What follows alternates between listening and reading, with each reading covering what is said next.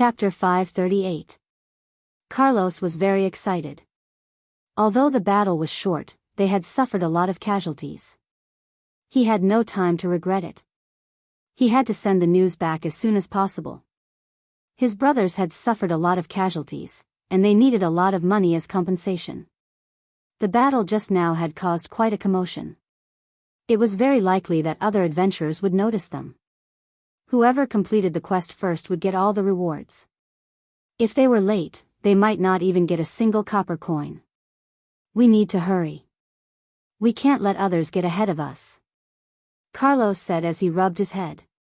No matter what, we have to be the first to send the news back. We have suffered a lot this time. Many of our brothers have died. We need this money to send them back as compensation. This is the only thing we can do to help them. Boss, we know what to do, a warrior said. I won't say anything else. Let's go, Carlos said as he ran towards the northern city. The others looked at each other and followed closely behind. North Wind Tower. Sulan had resumed his daily routine. He would patrol the city or Maple City every day and draw some blueprints for the city. In the afternoon, he would read books and learn all kinds of magic knowledge. As a wizard, Sulan needed to learn a lot of knowledge. Luckily, he had the ability, Sage, which allowed him to learn very quickly. Otherwise, the knowledge would be enough to give him a headache. The construction of Maple City had been completed. It was now the gateway to the west of the Duchy of North Wind. All the caravans heading to the northern city would go through here. It was a lot safer for caravans to go through Maple City. With the existence of Maple City, the number of bandits and monsters in the wilderness had decreased a lot. At the same time, the road between Maple City and the northern city had been repaired, so it was a lot easier to travel. The road from Northern Town City to Maple City was one of the main roads in Northern Town City. It was more than 50 kilometers long and 4 meters wide. It was wide enough for 2 carriages to travel side by side. The entire road was paved with pebbles. The middle of the road was slightly arched.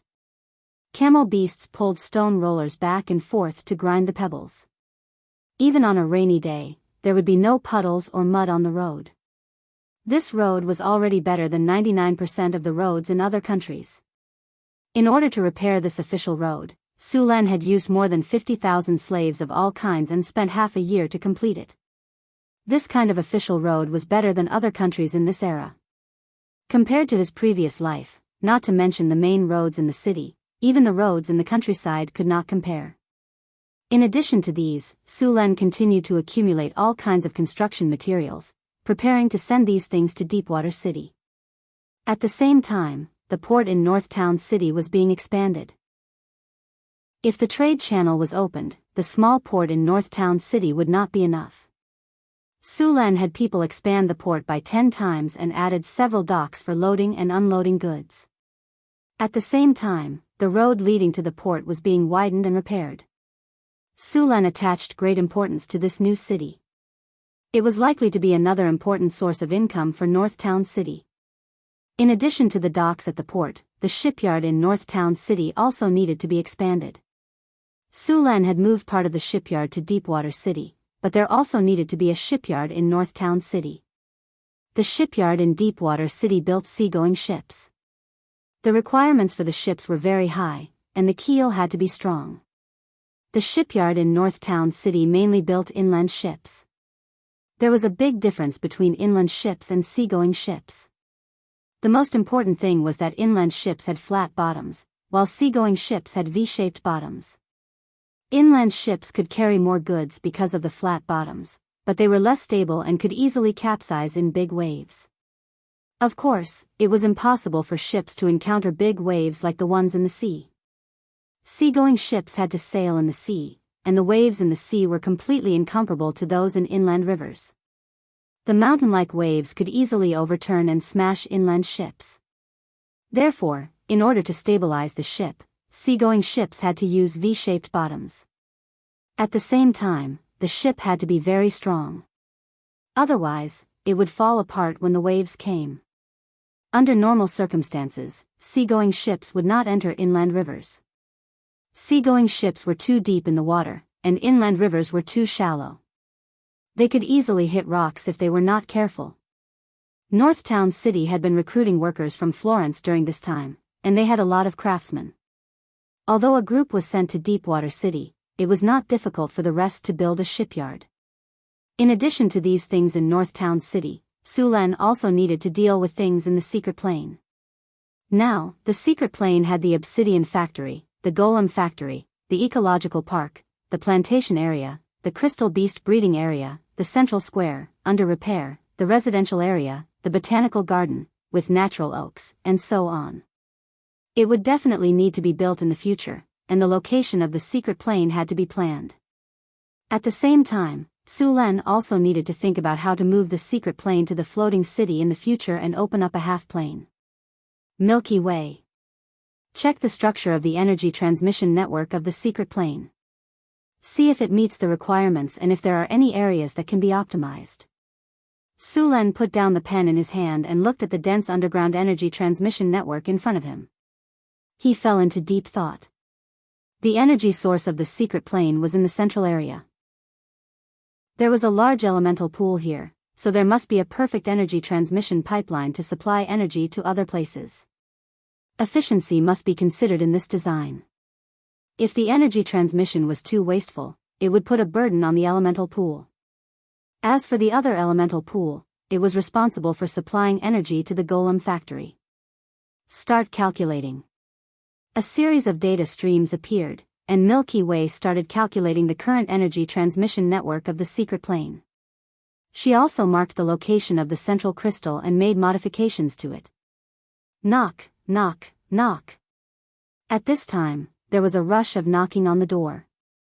Sulen frowned and opened the door to the astrology platform.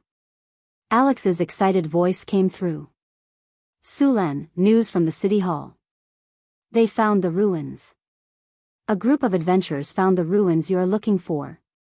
There are a lot of mutant monsters around the ruins. We may be in for a tough battle. Mutant monsters. Sulen was shocked. He stopped Milky Way's calculations and asked, "You found the ancient ruin? How intact are the ruins?"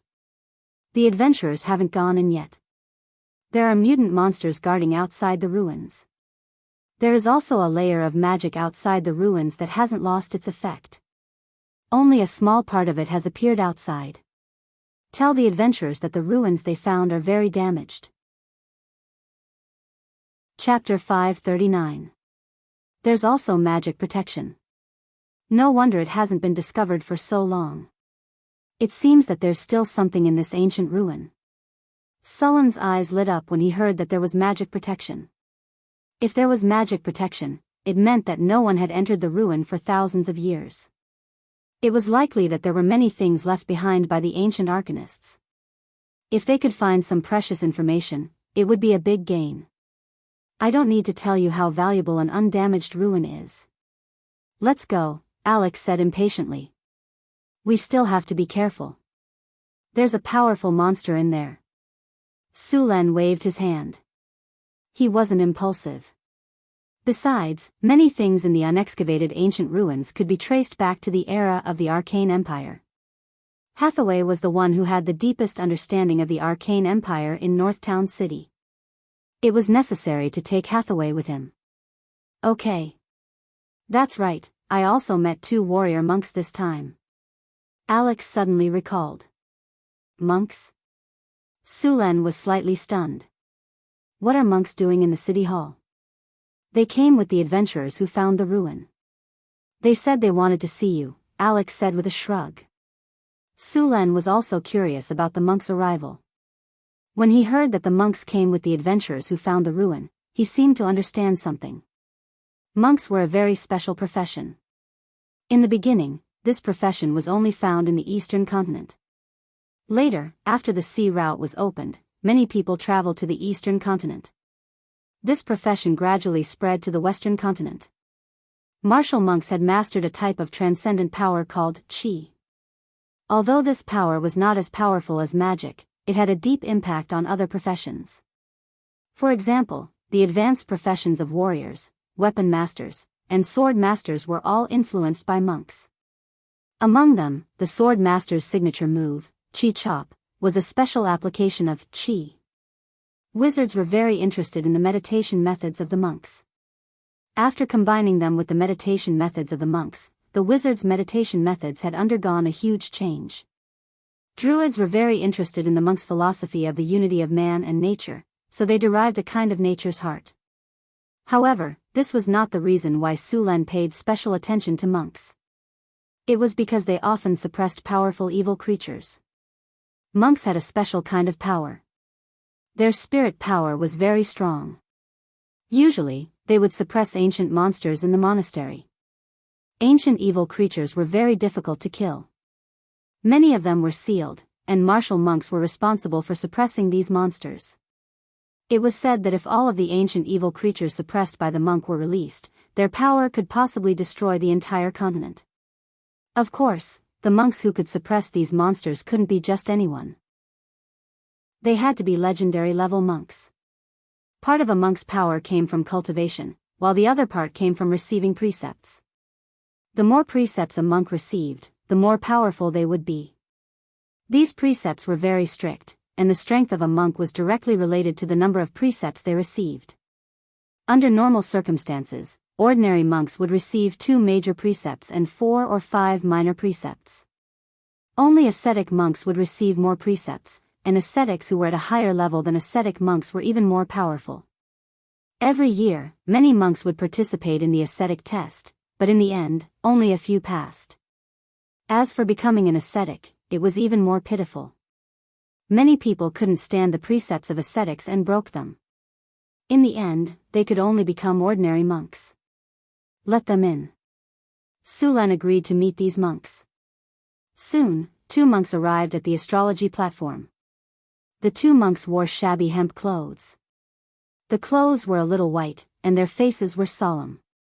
Their arms and legs were exposed, and Su Len could clearly see that there were many old wounds on them. They wore tattered straw sandals, and their hands were full of thick calluses. "You are ascetics?" Seeing the 2 monks' attire, Su Len's eyes narrowed. "Yes, your highness." "Hello." The leading monk put his hands together and said, "I am Ming Su, and this is my junior brother Ming Tan. We are here for the monsters in the ruins." "You are going to suppress the monsters in the ruins?"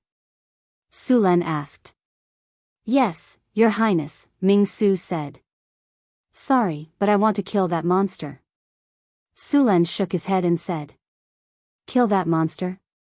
Ming Su was stunned for a moment, then said, "Your highness, you should know that those monsters are difficult to deal with. They can't be killed by normal means. I am going to try. If it doesn't work, then we will talk about it." Su Len shook his head and said, "How could he let go of such a monster? This place was too close to the northern citadel, and he didn't feel safe sealing them here." Although Su Len rejected the 2 ascetics' request, he still invited them to go with him to the hidden realm. After all, they were 2 high-grade monks, and their combat strength was quite strong. When Hathaway recovered from her injuries, Su Len had been waiting for a long time. After Hathaway came out of seclusion, he immediately prepared to leave with his people. This time, the people of the northern citadel set off in groups. Su Len, Hathaway, Alex, Karina, and the 2 monks went directly to the astrology platform.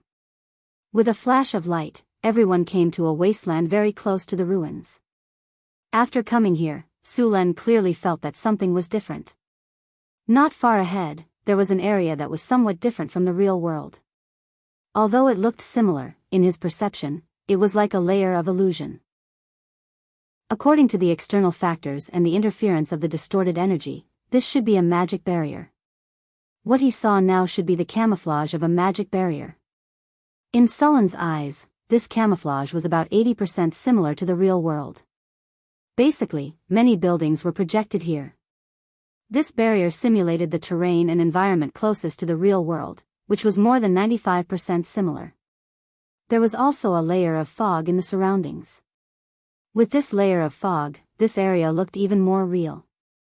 After coming here, Su Len saw many monsters hiding in the fog. These were ordinary beasts and violent beasts that had mutated under the power of the hidden realm and became a new kind of monster. Mutated monster, challenge rating 7. Su Lan even felt that there were many more powerful mutated monsters in the fog. These mutated monsters must have mutated under the power of the hidden realm and become stronger.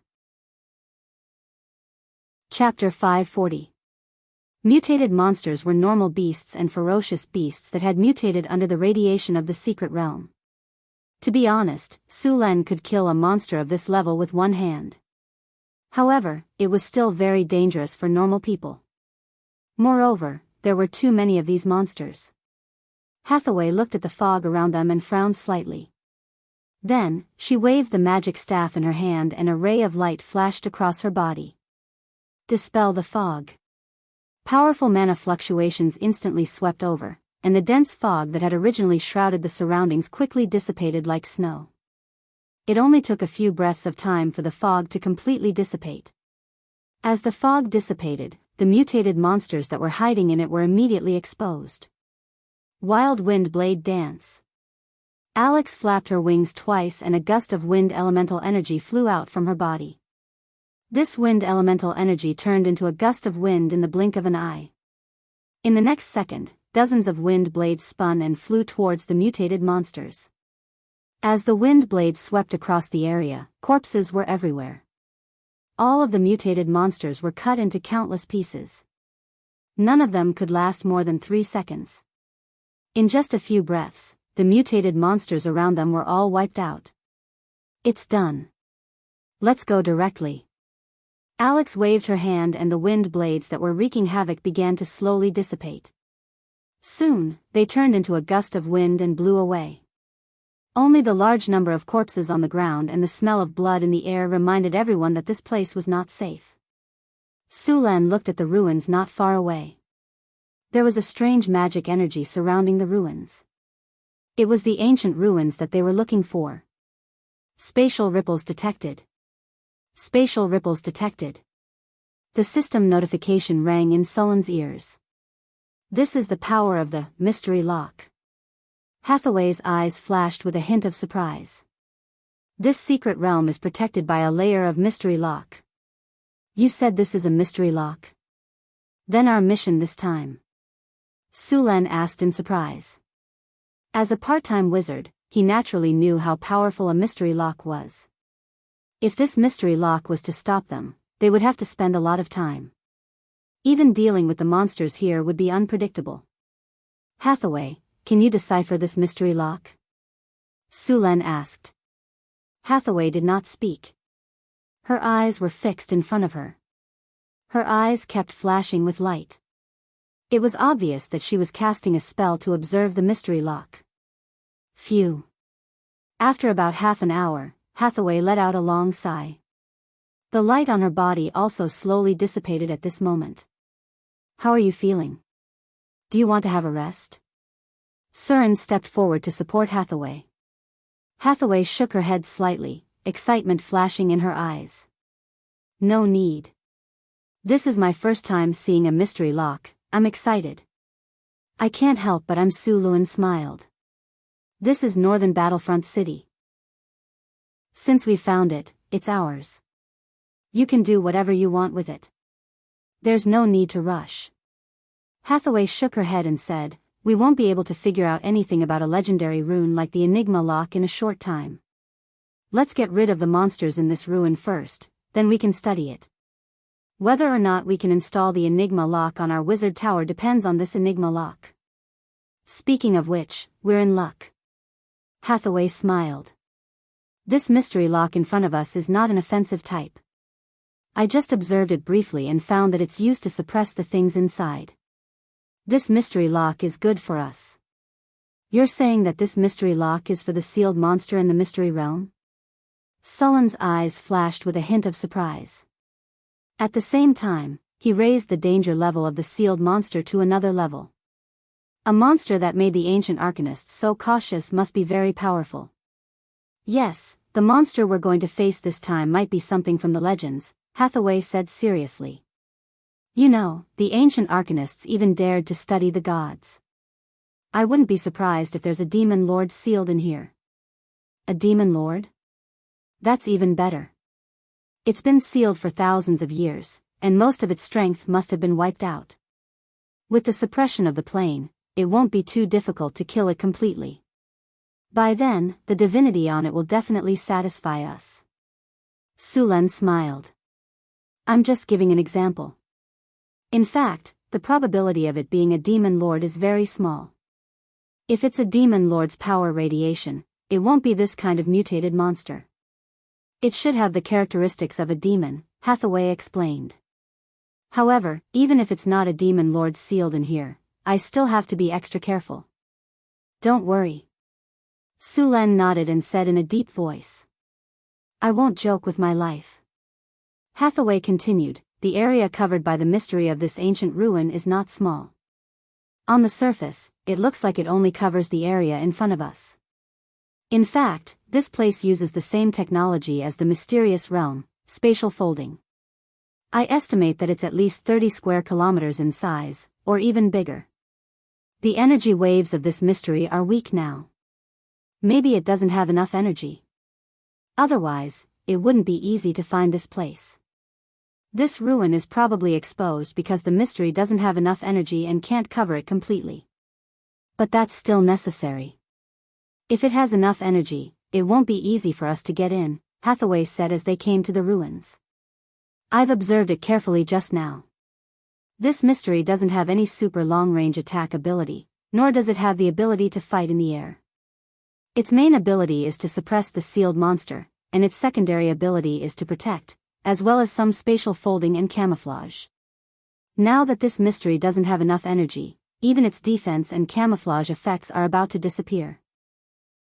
Under normal circumstances, the challenge rating of a mystery was 30+. Of course, this was based on the premise that it had enough energy and was maintained well on a daily basis. The mystery in front of them didn't even have enough energy, let alone daily maintenance.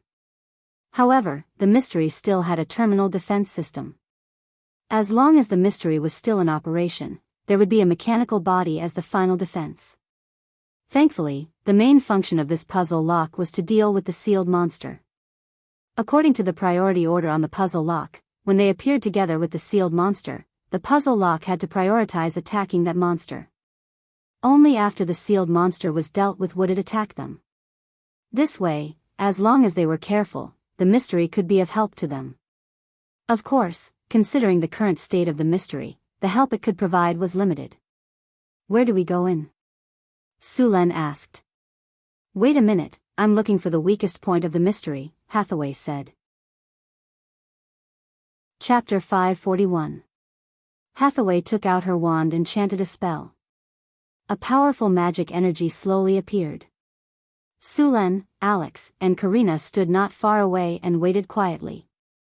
The magic energy around them quickly gathered. Under Hathaway's control, the powerful energy slowly merged into the mystery lock outside the ruins. A dazzling light flashed, and a spatial crack slowly appeared and expanded. Soon, an exit was forcibly opened in the area around the mystery lock. A cold wind blew, and the negative energy in the surroundings instantly became several times denser. Obviously, the radiation of the monster's power was very serious. Such dense negative energy. There won't be any undead, right? I don't know, but let's go in first. Hathaway said as she stabilized the spatial gate. Sulen stepped into the spatial gate first, and the others followed closely behind. After everyone entered, Hathaway dispersed the spell, and the spatial gate quickly shrank. In the blink of an eye, the mystery lock returned to its original state. After entering the ruins, the surroundings were in ruins. There was a rotten smell in the air, and there were some vague figures floating around in the distance. Those were ghosts. Some monsters in the wilderness had died and turned into wandering ghosts. They were attracted by the dense negative energy here. Sulen frowned. His body flickered, and a surge of lightning energy gushed out from his body. A series of crackling sounds rang out, and the negative energy in the surroundings was instantly swept away. Dispel the undead. Hathaway waved her wand, and a ray of light instantly spread out from her body. Wherever it passed, the negative energy was quickly dispelled. Even the ghosts screamed and disappeared, leaving behind a thumb-sized soul crystal. After dispelling the surrounding undead and fog, a strange building with an ancient style appeared before them. This was a building complex with a completely different style from the current one. All of the buildings were tall and majestic, looking extraordinary. Moreover, there were special magic patterns on the eaves. Metal spears protruded from the rooftops, each embedded with a crystal ball. Magic towers stood in the distance, but due to the lack of energy, the magic light on them had been extinguished. Even further away, there was a magnificent palace. The magic civilization of the ancient arcanists was very strong, and they had completely solved the problem of basic material life. Moreover, they had entered the interstellar era, so this kind of magnificent palace was very common. Many of these buildings were enchanted with hardening spells when they were built. After thousands of years, most of these buildings were still intact. "Looks like we're in luck," Su Len said happily when he saw the well-preserved buildings. "What's that?" Alex suddenly said. Su Len turned around and saw a stone tablet as tall as a person. There seemed to be many words carved on it. After seeing the stone tablet, everyone hurried over to take a look. "This is the language of the ancient arcanists. Ancient Netherese," Hathaway said after identifying it. "Ferris Laboratory, the Wisdom Tower in the north, the Eye of Anaris." "Laboratory?" Su Len frowned. This didn't seem to be an ordinary ruin. Su Len and Hathaway didn't delay and continued to walk into the ruin. Crack. Su Len immediately stopped and looked around. Soon, there was a continuous cracking sound. Su Len found the source of the sound. It was coming from under the soil in front of them. Under the soil? Su Len, who was rich in battle experience, immediately knew what it was. He said to the girls beside him, "Be careful, there are undead below. They smell the scent of living people on us." There was a flash of light on their bodies, and they directly used fly to fly into the air. As soon as they flew, the originally flat ground around them suddenly arched up, quickly forming small graves. Then the graves broke, and skeletons crawled out from the ground. Skeletal undead. These skeletal undead were different from ordinary undead. They were about 2 meters tall, and their bones had changed from the pale white of ordinary skeletons to gray. There was also a metallic luster on them. The bones in their arms had been twisted and mutated, turning into sharp bone blades. At a glance, one could tell that these were dangerous monsters. Skeletal Undead Challenge Level 11-inch Undead Intimidate. Flaming Storm. The skeletal undead that had just appeared suddenly became stiff and couldn't move. Then, a powerful fire element rose up, and countless flames like a storm engulfed all the skeletal undead. The flames burned, and the undead's aura constantly emitted from the skeletal undead, which then sizzled with the surrounding flames. Soon, the raging flame storm dissipated, and all the skeletal undead disappeared, leaving behind a pile of ash on the ground. All the skeletal undead had been thoroughly purified. After a simple sweep of the battlefield, the skeletal undead were poor. It could be said that more than 90% of the undead were poor. Su Luan only found some soul crystals among the ashes. After cleaning up the battlefield, Su Len and the others walked into the ruins again. Soon, they arrived near a dilapidated building. This was already the periphery of the ruins, and there were many dilapidated buildings nearby. Su Len came to a room and gently pushed the door. As soon as he touched the door, it turned into ashes. Cough cough.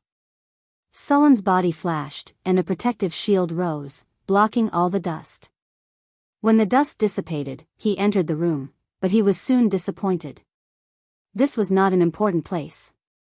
There was no magic protection around, and the things inside had long decayed after thousands of years. There was nothing valuable. The group spread out and searched these rooms. Only Alex was lucky enough to find a few magic gems, and then nothing else. After confirming that there was nothing else, the group continued to search the ruins. This ruin was very dilapidated, and most of the things had completely decayed. Only a few things were still preserved. As they continued to go deeper, Su Len came to the wizard tower at the outermost edge. Seeing the wizard tower in front of him, Sullen's heart was burning. These wizard towers should be auxiliary towers of the central wizard tower, about 50 meters tall. This was a common method used by ancient arcanists. After building a main tower, they would build auxiliary towers around it. The auxiliary towers were usually used as energy nodes. They did not have an independent energy network, and they were attached to the energy network of the main tower. Under normal circumstances, they were the residences of arcanists' apprentices, disciples, and followers, and areas where they did experiments. They had part of the function of the main wizard tower. Chapter 542.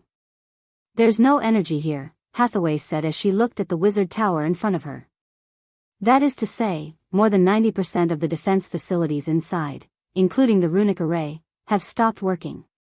Isn't that better? It saves us a lot of trouble, Su Len said with a smile. Let's go in and have a look. Everyone cast a protective spell, and then Su Len stepped in first. No one had come to this wizard tower for thousands of years. As soon as the door was pushed open, a thick layer of dust was stirred up. Su Len frowned. A gust of wind blew in through the door, and after a few seconds, it flew out of the door with a lot of dust. Su Len entered the wizard tower.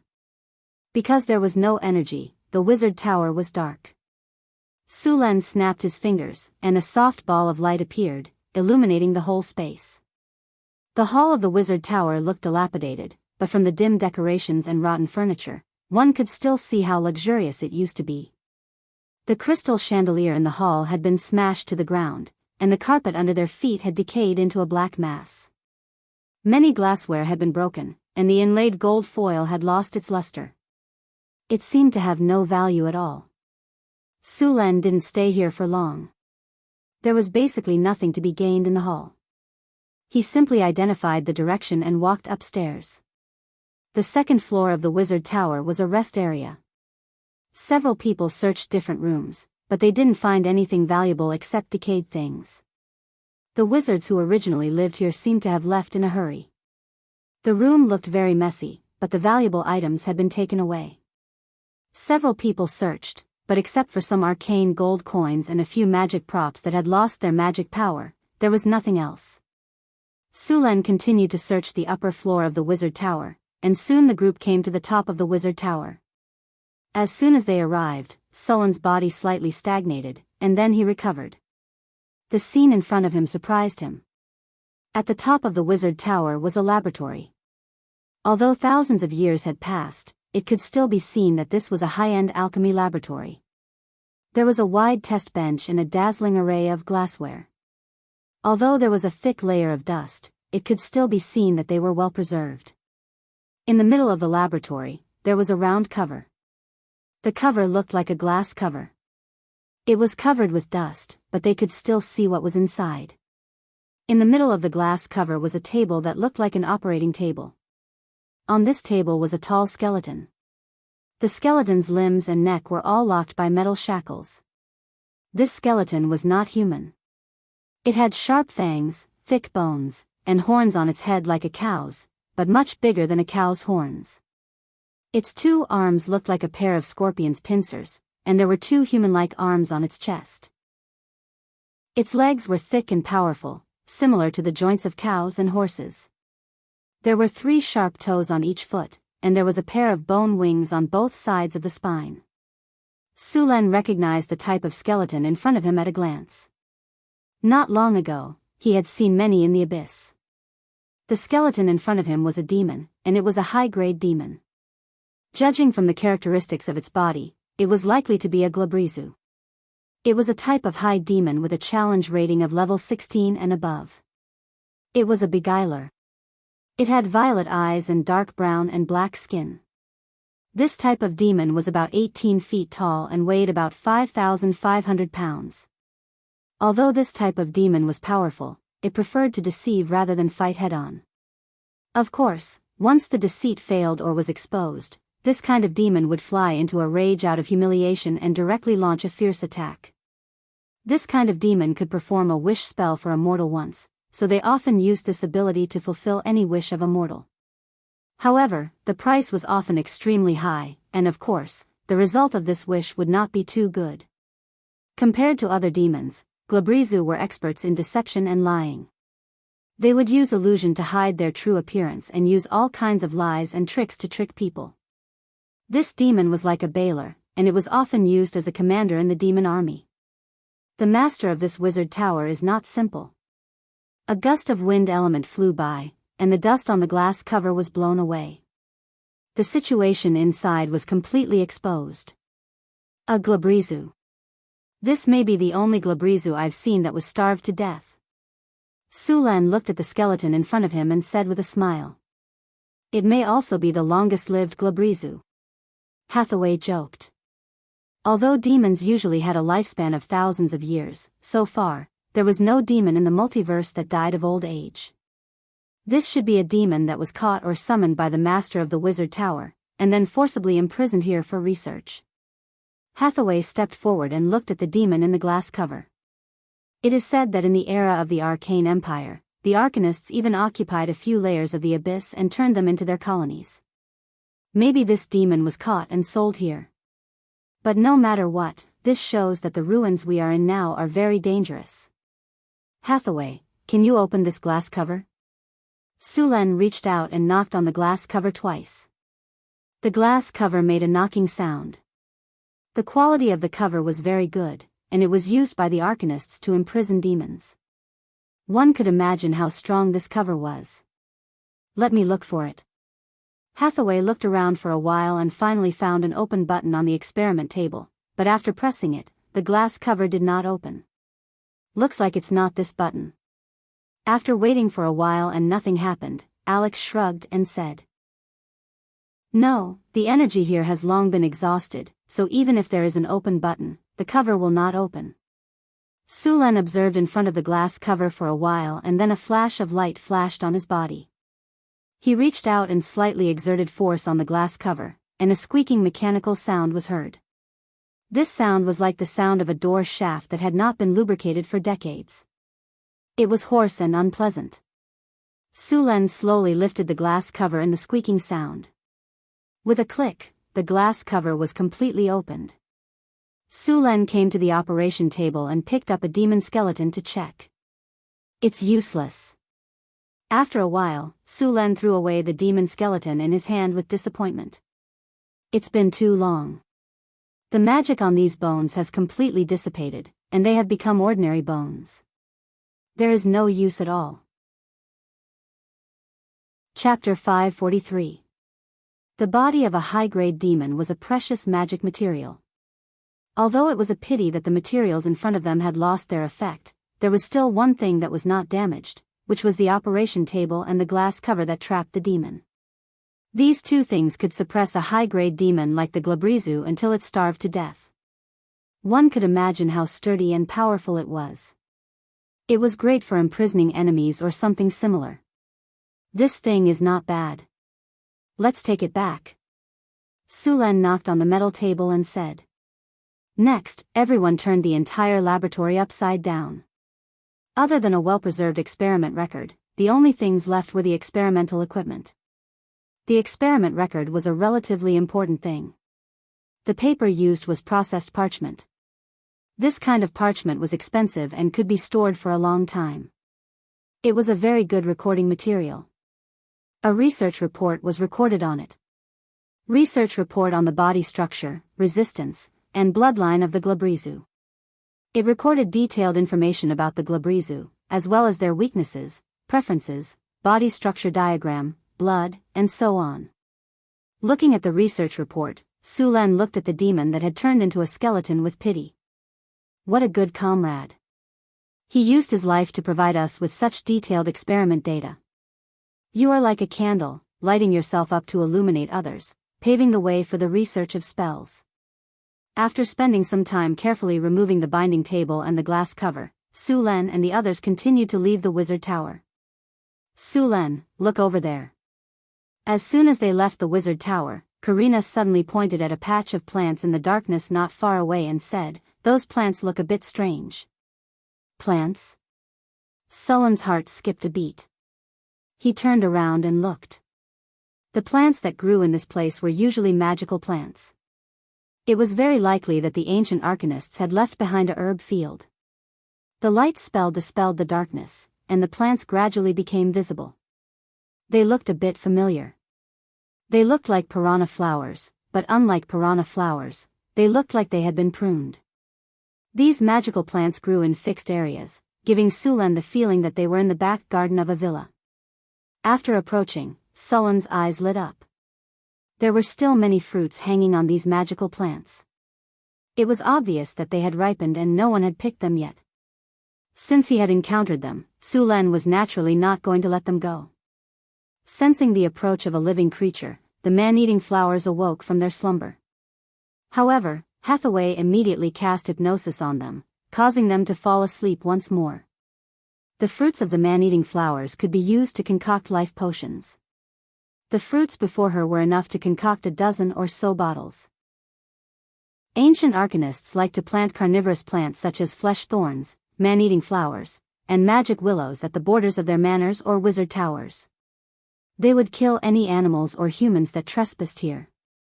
After collecting the fruits, the group once again ventured into the depths of the ruins. The path beneath their feet was filled with cracks, and many places were severely damaged.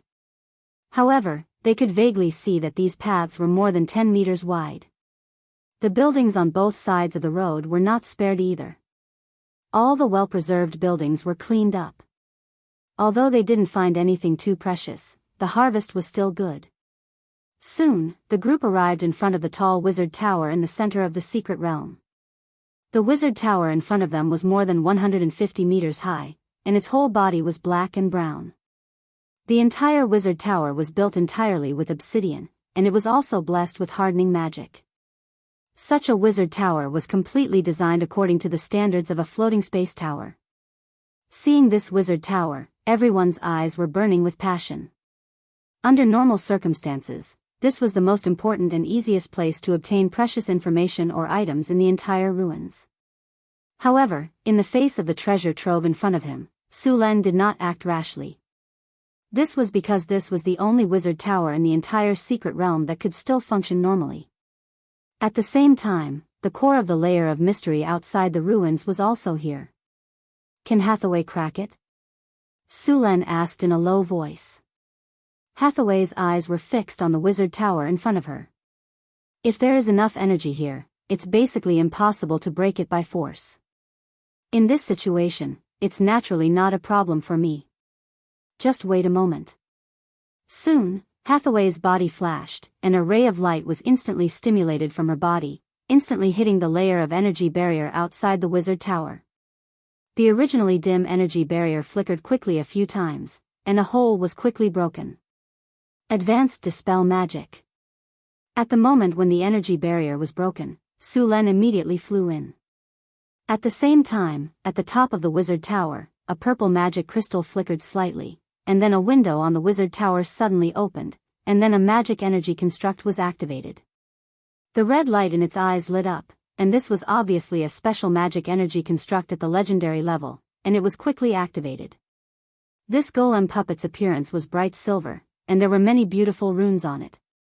There were many amethysts on its body structure, but before it was completely activated, Sulen threw a maze spell over, and the golem puppet that was activating disappeared in an instant.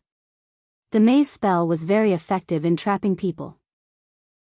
As long as it did not pass the test, it would be forcibly transmitted to a different dimension space maze, and could only return through the maze, or wait until the spell expired. Under normal circumstances, the higher the intelligence, the faster the return, but for the Tauren, this spell was ineffective. After dealing with this legendary golem, the others followed in. Sullen's figure rushed in quickly. They had to save time and seize the control center of the wizard tower as quickly as possible. An energy barrier appeared on the surface of his body, followed by a few flashes of light.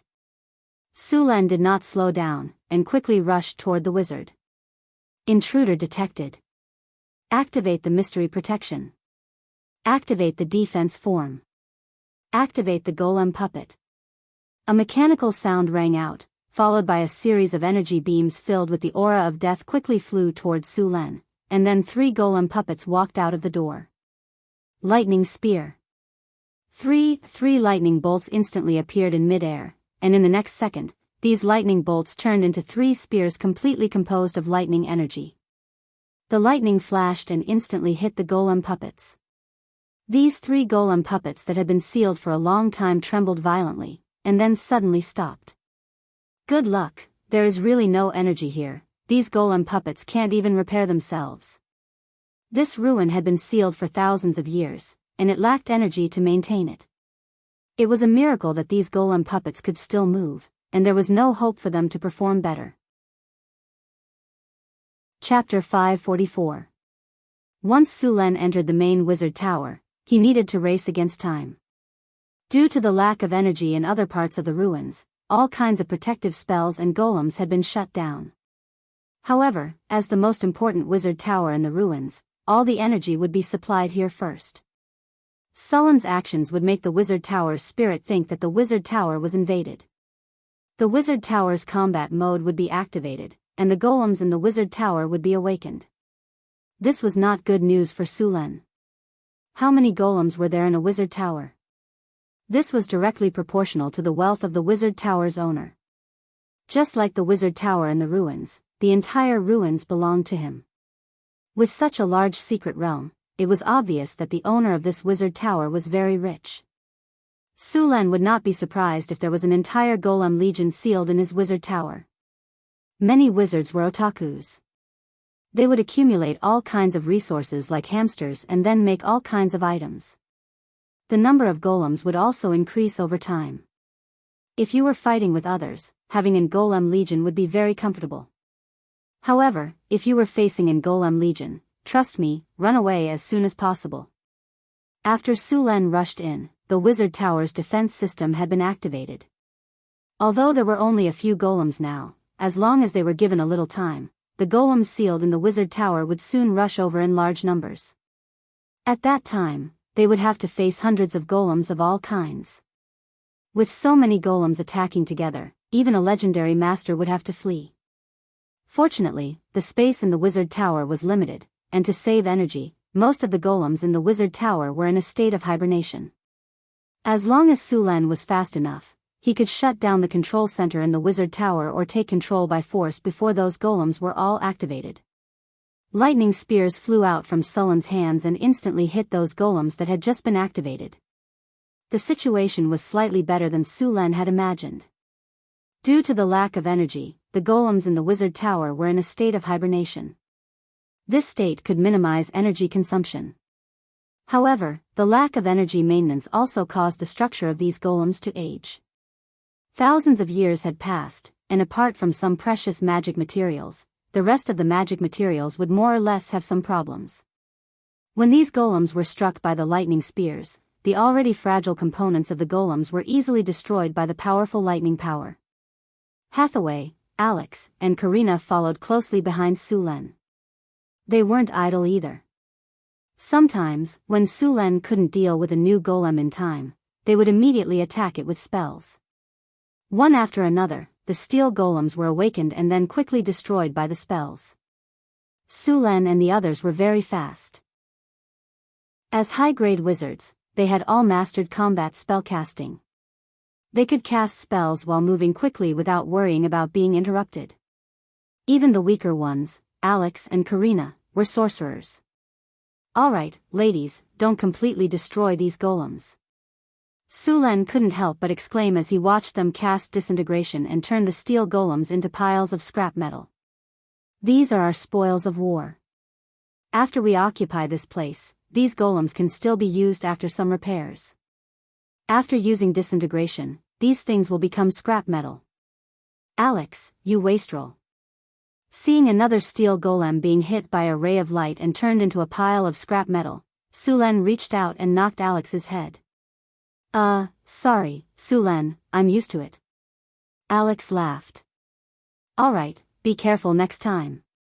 Su Len casually cast a chain of lightning and destroyed a golem that had just appeared. Although he hadn't completely occupied this place, Su Len already saw it as his own. Host, please pay attention. Domain energy fluctuations detected. A powerful energy instantly spread out from the wizard tower. Su Len only felt that the originally smooth spells had become jerky, as if he had fallen into a quagmire in an instant. This is energy confinement. The enigma has been activated. Sullen's eyes lit up. It seemed that the tower spirit had sensed the danger. Energy confinement was an ability of the enigma, but it required a lot of energy to use this ability. For a wizard tower that lacked energy, the tower spirit would not activate this ability unless it was absolutely necessary. A ray of lightning flashed, and a powerful lightning energy was instantly released from Sullen's body. A domain that was not inferior to before spread out from his body, and the few women who were originally imprisoned instantly regained control of their magic. After activating the domain, Sullen's power was even more powerful. Soon, the group of people arrived in front of the wizard tower's gate. This gate was made of a silver-white metal. Although it had been there for thousands of years, it didn't seem to be damaged at all. Su Len casually threw a lightning spear, but as the lightning flashed and the lightning energy dissipated, the silver-white gate in front of him didn't move at all. There wasn't even a mark on it. Seeing this, a trace of surprise flashed in Sullen's eyes, but in the next second, the storm halberd appeared in his hand. Lightning spear. The dazzling lightning instantly shrouded the storm halberd, and as a large amount of lightning merged, an invisible torrent of energy quickly gathered around Su Len. The storm halberd was originally completely covered by lightning, and the powerful lightning energy spread to the surroundings, forcing Hathaway and the others to move out of the way. Sullen's warrior robe was also propped up by the static electricity, and more lightning energy was injected into the storm halberd. The powerful energy gathered, and magic weapons that were slightly inferior in quality almost fell apart under this pressure. Even the storm halberd, a legendary weapon, was trembling slightly. It was obviously close to its limit. In the end, the storm halberd that had gathered infinite power was lifted up by Su Len, and in the next second, it fiercely pierced the silver-white metal gate in front of him. Crack. Rumble. The deafening thunder sounded, and the entire wizard tower shook violently, and a powerful energy exploded in an instant. When the light dissipated, the gate in front of them had been completely blown open, and there was a big hole in the gate. Ding! The energy domain has disappeared. The effect of energy imprisonment has been weakened. Su Len panted for a moment, and then directly entered the gate with the storm halberd. On the platform in the center of the hall, a crystal ball was constantly emitting a faint light. It was the host crystal of the tower spirit. Just as Su Len stepped forward and was about to close it, a huge roar came from the other side of the hall. Chapter 545. Bang! Sullen's vision went dark, and he subconsciously swept the storm war halberd across. A huge force came, and he felt as if he had hit steel, and his palm was slightly numb. The black shadow flew backward and quickly stabilized. Only then did Su Len see clearly that it was a strange high-level golem in front of him. Countless runes were engraved on its body, and the light purple magic patterns were like tattoos all over the golem. The golem was 6 meters tall, and its appearance was similar to that of a human. From its appearance, it was obvious that it was a legendary golem, and it was very likely that it had been modified. Guardian activated. Carry out the third battle plan, eliminate all intruders. The golem's eyes flashed red, and it completely locked onto Su Len. Then, a cold mechanical voice sounded. Elemental fission shield activated. Aura/activated. Weakness detection activated. Silver holy sword, legendary, charged. Armor break activated. Sharpness activated. Greater haste activated. With the cold mechanical voice, a huge beheading sword with a silver glow appeared in the golem's hand.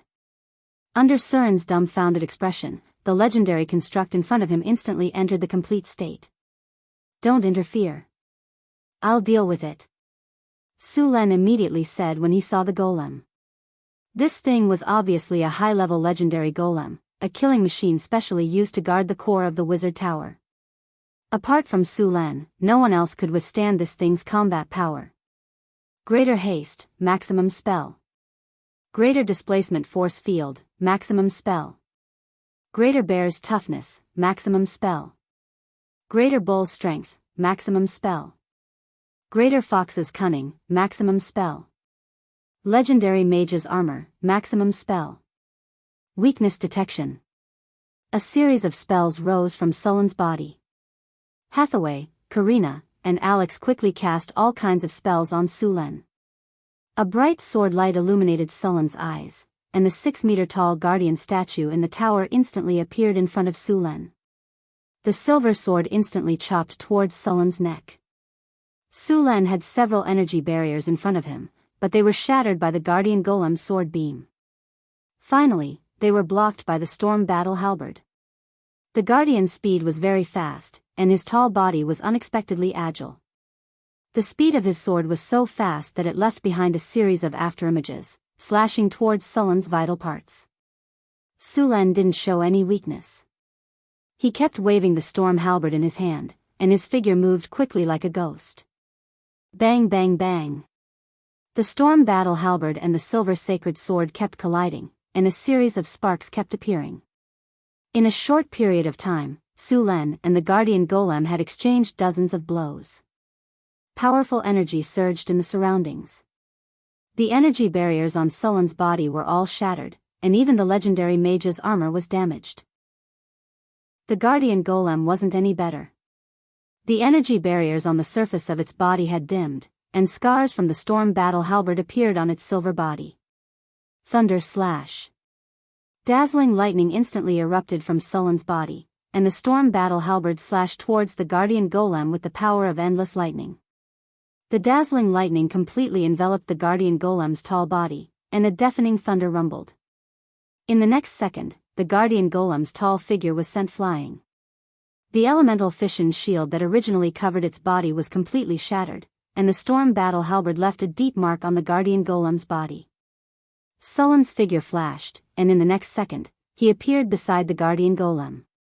The storm battle halberd waved like a windmill and continuously attacked, forcing the guardian golem, who had just stabilized its body, to retreat. What are you waiting for? Hathaway, go and deal with that tower genie. This legendary golem can't be dealt with in a short time. Okay, you hold it back. I'll go and crack the tower genie's core. Hathaway reacted quickly. Although she was shocked by the battle between Sulen and the golem, she recovered in an instant. Then, while Sulen was holding the golem back, she began to crack the tower genie's core. Bigby's flying palm. A huge palm appeared out of thin air, and then directly sent the golem flying. Before the guardian golem could stand firm, Sullen's attack had come again. High-grade legendary golems were very difficult to deal with. This thing had high attack, high defense, fast speed, and surprisingly high magic resistance. Although Sulen was confident that he could tear it down, it would take a long time.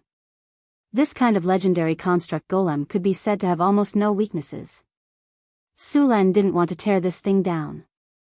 After all, not everyone could make a high-level legendary golem. The owner of this wizard tower was at least a high-level legendary existence. A golem of this level could be said to be very precious, and Sulen couldn't bear to break it. Even Suluan could only suppress the guardian golem in front of him. Moreover, this guardian golem was also equipped with the sword saint's skills. If an advanced legendary warrior were in his place, the guardian golem would have long since finished him off. If this thing attacked at full strength, it wouldn't be surprising if it killed legendary Sulen in one strike. In fact, the guardian golem hadn't used its full strength yet. After all, golems made by wizards often needed the assistance of wizards. If it had the cooperation of a legendary wizard, it wouldn't have been a problem to directly kill the Baylor. Aura slash. After seeing Hathaway begin to break the core of the tower spirit, the guardian golem seemed to be anxious. It no longer defended against Sullen's attack. A silver-white sword aura instantly appeared on the 3-meter-long silver-white giant sword in its hand. The sharp sword aura seemed to tear through time and space, and it slashed fiercely towards Sulen. Boom! Sulen didn't back down. If he pushed it away, Hathaway would be in danger. The light blue thunder turned into a thunder snake and collided with the sword aura. Then, it disappeared. The guardian golem's body flashed, and in the next second, a sword aura burst out in an instant. Sword storm.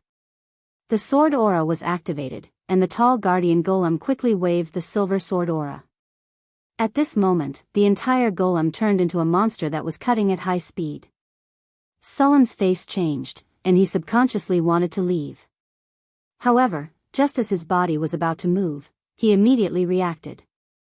The thunder power in his body instantly poured into his body, and endless thunder continued to explode. Lightning flashed in all directions, and the sound of metal clashing rang out. Su Luan firmly blocked the guardian golem, but in the face of such a powerful attack, Su Luan was in a somewhat sorry state. The legendary mage armor on his body had completely disappeared, and even his clothes had become like that of a beggar. Chapter 546.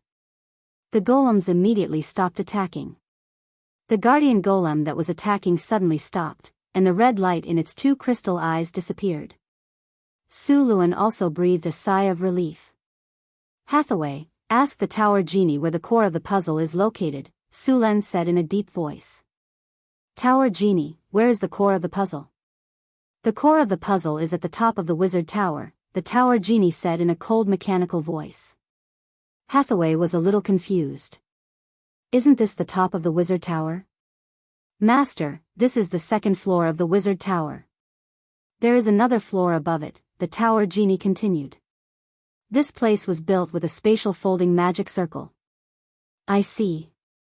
Hathaway nodded and asked the tower genie to open the door.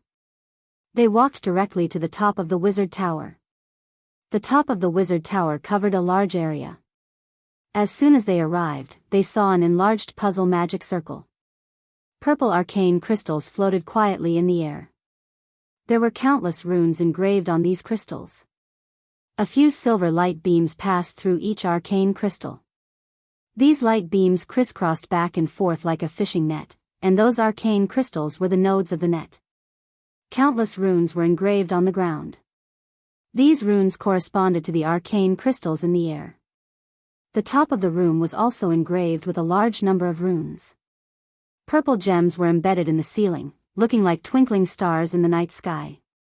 In the center of the room was an elemental pool with a diameter of 5 meters. At this time, there was only a shallow layer of energy water left in the elemental pool. Because it had not been maintained for a long time, many of the runes on the elemental pool had been peeled off and damaged. Naturally, the energy extracted from the 4 elemental realms was gradually decreasing. The blue crystal that was originally floating above the elemental pool had also become dim. They could not help but worry about whether it would fall in the next second.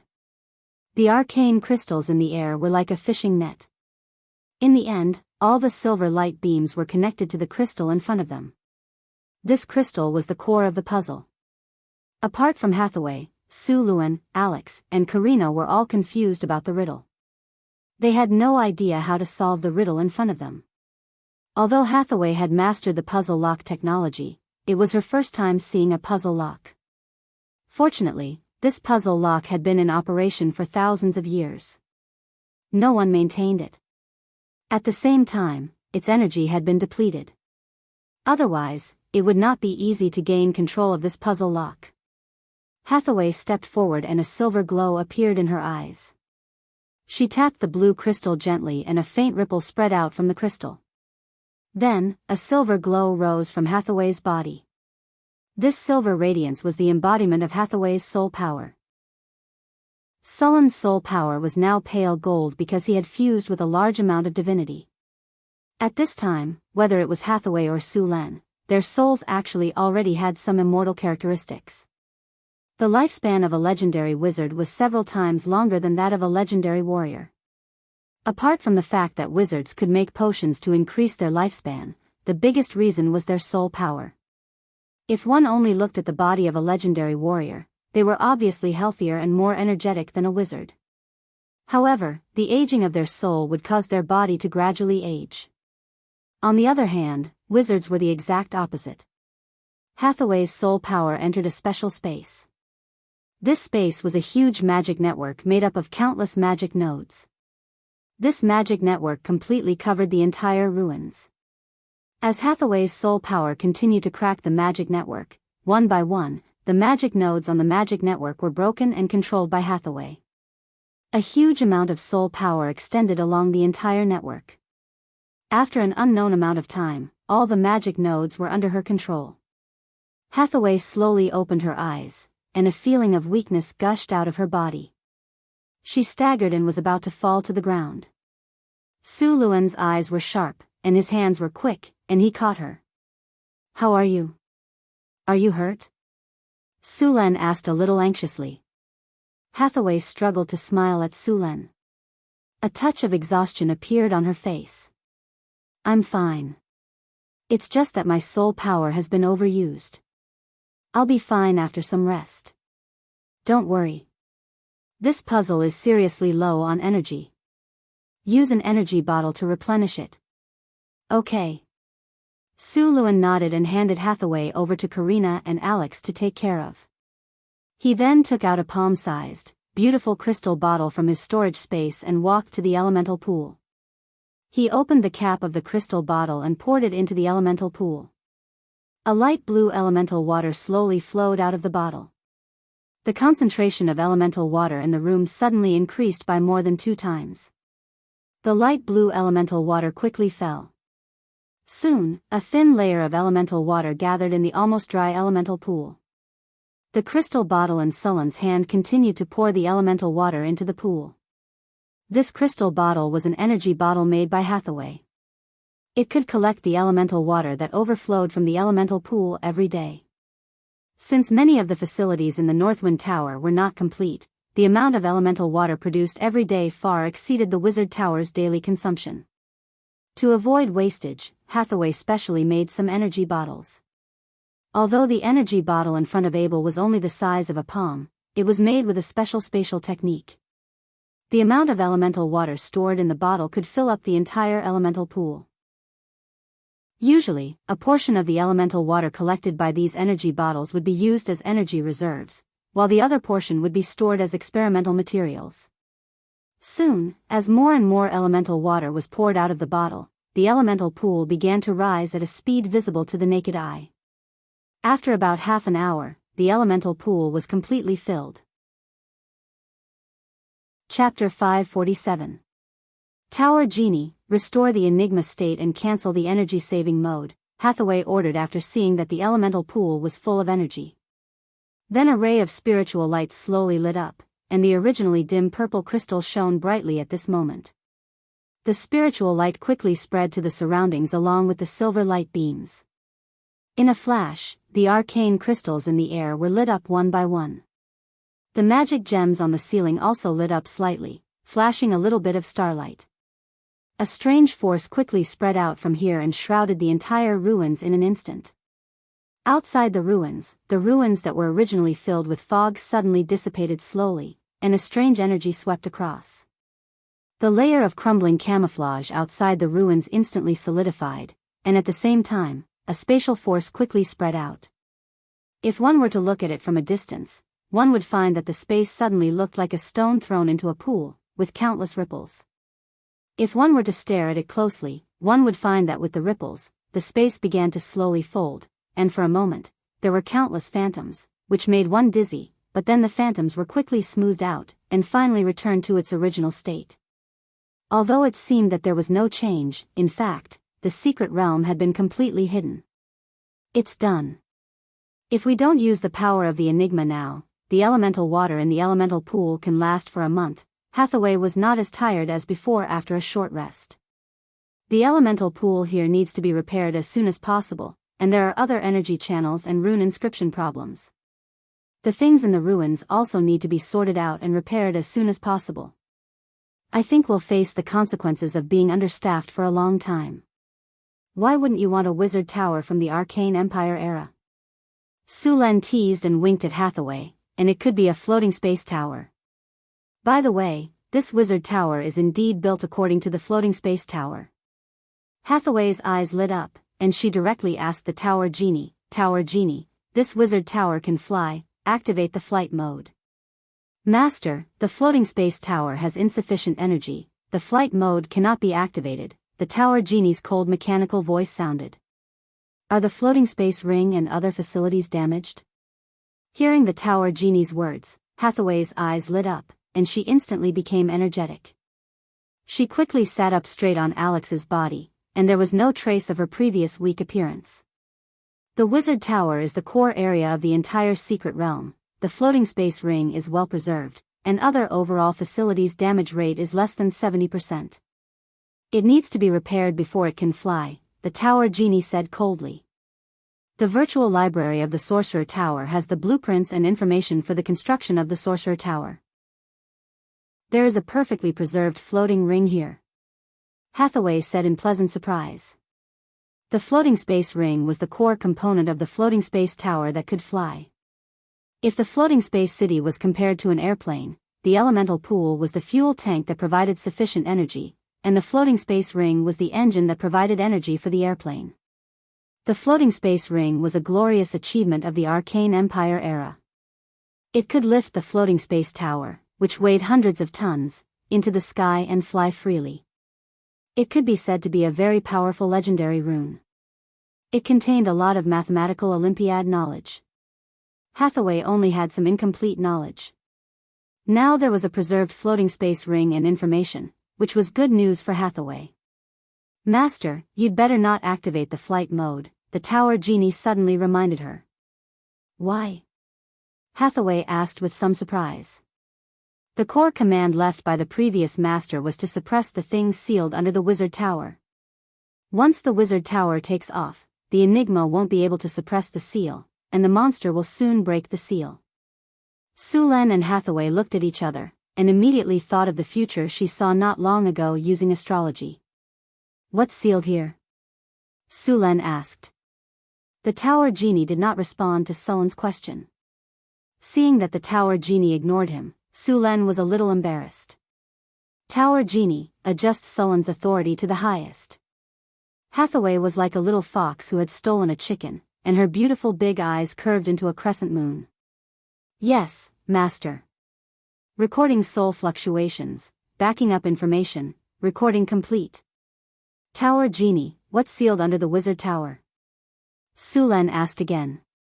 Your Excellency, I don't have the authority to know the monster sealed under the Wizard Tower.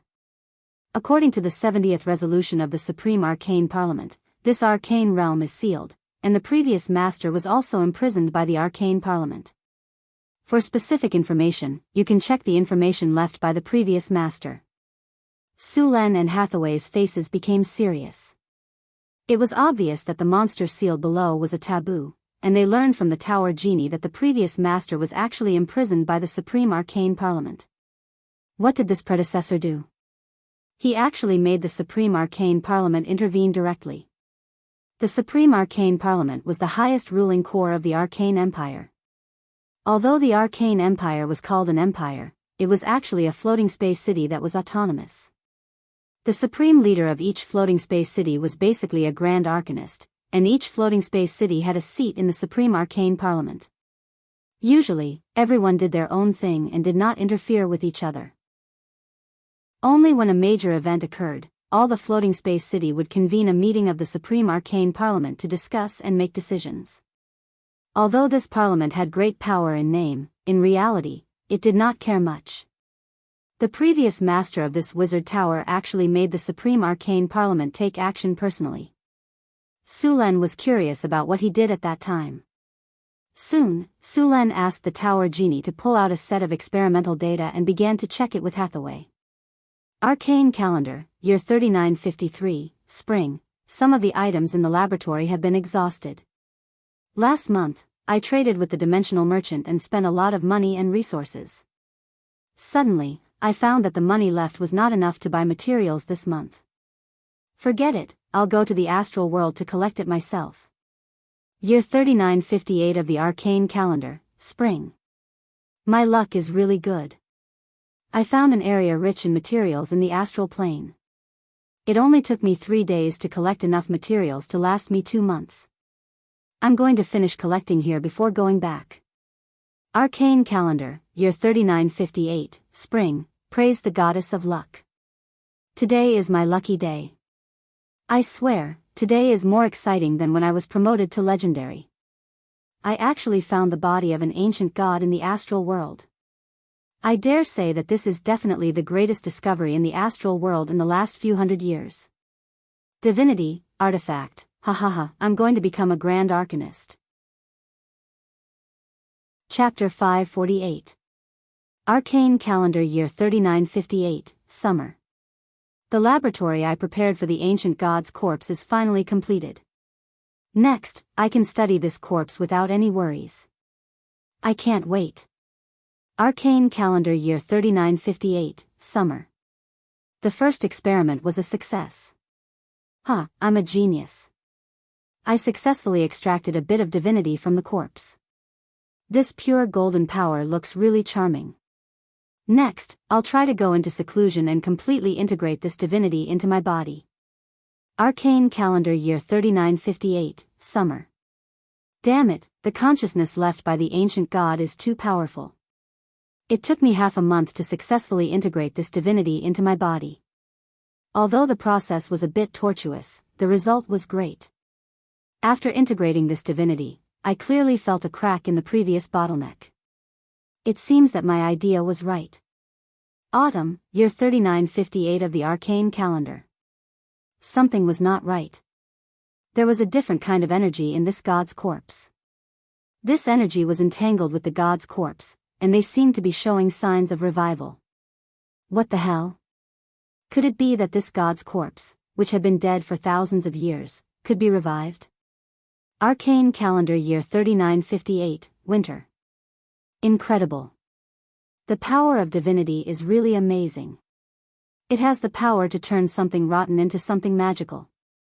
I can use it to make a divine artifact. Materials, I want all kinds of rare materials. I want to make a divine artifact that belongs to me. Arcane Calendar Year 3958, Winter. Something seems to be wrong. I feel that my consciousness is affected. The number of times I've been angry has obviously increased. Just this morning, I scolded my favorite disciple, Flender. He actually stopped me from absorbing the divinity. Arcane Calendar Year 3959, Spring. The weather today is good. Just now, I successfully broke through level 30 and reached level 31. Now, I'm an astral mage. Also, the power in the corpse has become stronger. I need to find a way to suppress it. Arcane Calendar Year 3959, Spring. Damn it, this is not the original power of the corpse. This power is parasitic in the corpse. It wants to use the corpse of the god to revive. The corpse of the god is mine. I won't let anyone take it away. Arcane Calendar Year 3959, Spring. This power is too strong. I can't suppress it anymore. It's starting to change. I have to find a way to deal with it as soon as possible. Arcane Calendar Year 3959, Spring. Why did the Supreme Arcane Council send a document for inquiry? Could it be that they knew I had obtained the god's corpse? That's impossible. No, I forgot about Flender. That damned bastard, he actually dared to betray his teacher. I'll extract his soul and seal it in the lamp so that his soul will be burned forever. But before that, I have to hide the god's corpse somewhere else. Year 3959 of the Arcana Calendar, Spring. Those annoying special envoys from the Supreme Arcana Council came. He actually said that I was researching the power of the divine sin and violated the ban of the Supreme Arcana Council. What ban? These guys don't understand the greatness of divinity at all. They just covet my god corpse and want to take it from me. I should just chase them out. Arcana Calendar, Year 3959, Spring. The vitality and life force of the god's corpse are getting stronger and stronger. I have to suppress it as soon as possible. Fortunately, I had the help of the Wizard Tower. With the help of the Wizard Tower's power, I successfully suppressed him. Perhaps I should change my way of thinking. Year 3959 of the Arcana Calendar, Spring. Why is the Supreme Arcana Council here again? There's no end to it. This time, I won't meet with them. Negotiating with them is a complete waste of time. The log came to an abrupt end here. Although the log wasn't long and there was a lot of repeated information in it, Su Len still found the information about the things sealed under the floating space tower. It seems that things are a little troublesome. Su Len closed the experiment log, and the expression on his face became a little gloomy. According to the information in the log, the previous master of the wizard tower was basically dead, but it was unknown whether he was killed by the divine sin or by the Supreme Arcana Council. Of course, Su Len was more likely to be arrested by the Supreme Arcana Council. If he was killed by the divine sin, then basically nothing would be left in the ruins. Now that the wizard tower was intact, it was very likely that it was done by the Supreme Arcana Council. Moreover, through the conversation with the tower spirit, he found that the seal here was made by the Supreme Arcana Mathematical Association. After the seal was completed, the Supreme Arcana Council gave up on the secret realm, and everyone was completely evacuated. That was also the reason why the buildings in the secret realm were so intact. Su Len deduced the matter in his mind and was surprised by the previous master of the wizard tower's ability to seek death. Not to mention that this guy directly seized the divinity from the god's corpse. He didn't even figure out the divine sin bred in the god's corpse. The divine sin was always born from the god's corpse, and the probability of such things happening was very high. Moreover, he didn't extract the soul of the divine sin to fuse with it after killing it. He was really courageous. He wasn't swallowed up by the negative consciousness of the divine sin, but judging from the experiment log, he was still affected. The ancient arcanists were really bold, and Su Len had to admire them. These arcanists were not even in awe of the gods. Otherwise, how could the Arthas Ascension be created? They actually wanted to seize the power of the gods by force.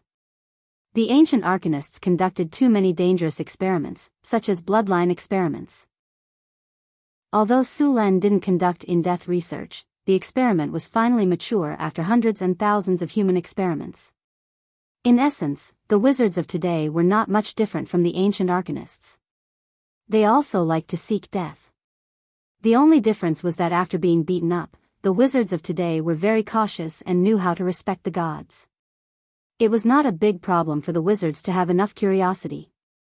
The key was to know their own strength. If they wanted to study the divine sin, their profession level had to be at least level 40. After all, the divine sin's challenge rating was as high as level 35. Without enough power to suppress the divine sin, it would be suicidal to study it. It seems that there's a high possibility that the divine sin below was born from the god's corpse. However, I don't know how much power this divine sin has left after thousands of years. Su Len held his chin with one hand and rhythmically tapped the table with the other. After being sealed for a long time in an environment with a lack of elements, the power of the divine sin would also decline. If it was at its peak, Su Len definitely wouldn't stay. He would turn around and run without hesitation. After all, it was too difficult to kill, and he might accidentally send himself into the divine sin. Chapter 549. During the period of the Arcane Empire, the most dangerous monsters in the multiverse were counted. The most dangerous ones were the Archean Hatred, the Dragon of Hatred. However, the number of these Archean Hatred was very small. Many of them were sealed or sleeping in some corner of the multiverse. The second-tier monsters were the Abominations. In fact, some people classified the Abominations and the Archean Hatred together. After all, some Abominations were very powerful. The third-tier monsters were the Archean Villains. Usually, the challenge level of the Archean Villains was above level 25. The first Archean Villains were said to be born from the fusion of evil gods and evil forces. The Archean Villains had great power and were very corrosive, but their consciousness was usually very chaotic. The Abomination. Hathaway said with a solemn expression, the power he radiated during this period of time has caused the beast to mutate. It means that his power is recovering. The wizard tower has been in disrepair for a long time and is short of energy. He is about to lose control. If we leave him alone and let him recover, it won't take long for this abomination to break free. By then, the whole northern land will be in a disaster. The reason why the Arcane Empire ranked the abominations and the Archean hatred at the top was that they had the power to destroy a main material plane. As long as they were given enough time, these monsters could easily destroy a rich plane. It seems that we have to get rid of this abomination, Su Len said in a low voice. The battle of the abomination is very dangerous. Legends can't intervene, so Alex and Karina can only stay here. But Alex and Karina said anxiously, but they were interrupted by Su Len. No buts. Someone needs to guard this place. Besides, you don't even have legends. Are you going to die? At last, under Sullen's suggestion, Alex and Karina finally agreed. After discussing for a while, Su Len said to the Tower Spirit, "Tower Spirit, where is the abomination sealed?" "Tower Master, you can enter through the passage on the 3rd floor of the Wizard Tower." As the Tower Genie spoke, a 3-dimensional image of the Sorcerer Tower appeared beside it. The location of the abomination was clearly marked on it. Su Len and Hathaway checked once to make sure that they had not missed anything. Only then did they walk down to the basement of the Magus Tower. Soon, the two arrived at the basement of the Magus Tower. The closer they got, the denser the negative energy in the surroundings. There was even a layer of gray fog in the basement. Sizzle. Strange noises could be heard, and then some looming figures appeared not far away. "Be careful, there should be a lot of undead here." As soon as he finished speaking, a sharp cry rang out. Immediately after, the fog in front of him churned, and bone spears shot rapidly towards Su Len. Following which, dozens of undead appeared in the fog and quickly rushed towards Su Len. Command, intimidate. Group undead hold spell. 2 spiritual lights flashed quickly on Hathaway's body, and the undead that were rushing towards Su Len instantly stopped. In a normal battle, wizards were usually in charge of controlling the field. The real damage output would depend on the Grand Sword Master, especially when the Grand Sword Master cooperated with a wizard. The terrifying lethality of a Grand Sword Master was unreasonably strong. Su Len waved his storm battle halberd and whizzed past. All the undead that were controlled by Hathaway were directly chopped into pieces by him. Clang! Clang! Clang! A large number of soul crystals fell. Hathaway gently waved her hand, and the soul crystals on the ground flew directly into her hand. After casually putting away the soul crystals, the two of them continued to move forward. The basement of the Wizard Tower was dark. This place had been corroded by the power of the abomination. The two of them arrived at the 3rd floor of the basement. According to the markings on the map, they quickly found the passage that led to the seal.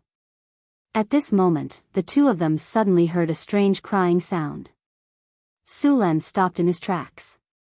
Abomination. He's right here. Lightning flashed on Sullen's body, and his eyes looked into the depths of the passage. Although Su Len had not studied the abominations, he knew that their power was strong and strange. Ordinary legendary wizards could only play a supporting role when facing them. If one really wanted to wrestle with the abominations, one would have to at least reach the level of an astral wizard. The abominations seemed to have sensed their arrival. The strange crying sound became more and more obvious. The gray fog was tumbling, and they could clearly see that there were countless undead howling in it. "Hide behind me." Su Len grabbed Hathaway with one hand and pulled her behind him. After saying that, a strong power of lightning quickly gathered from his body. The entire space could feel the sudden increase of the surrounding electrostatic force field. Then, dazzling lightning tore through the darkness and completely dispersed the layer of fog. The power of lightning continued to gather. The power of lightning on Sullen's body was completely opposite to the negative energy. At this moment, Su Len completely detonated the power of lightning. Endless power of lightning exploded at this moment, and the entire space was as bright as day. Countless lightning snakes moved back and forth in the air. The surrounding fog tumbled violently as if it was boiling. The ghosts and undead creatures hiding in the fog screamed, and their bodies melted quickly.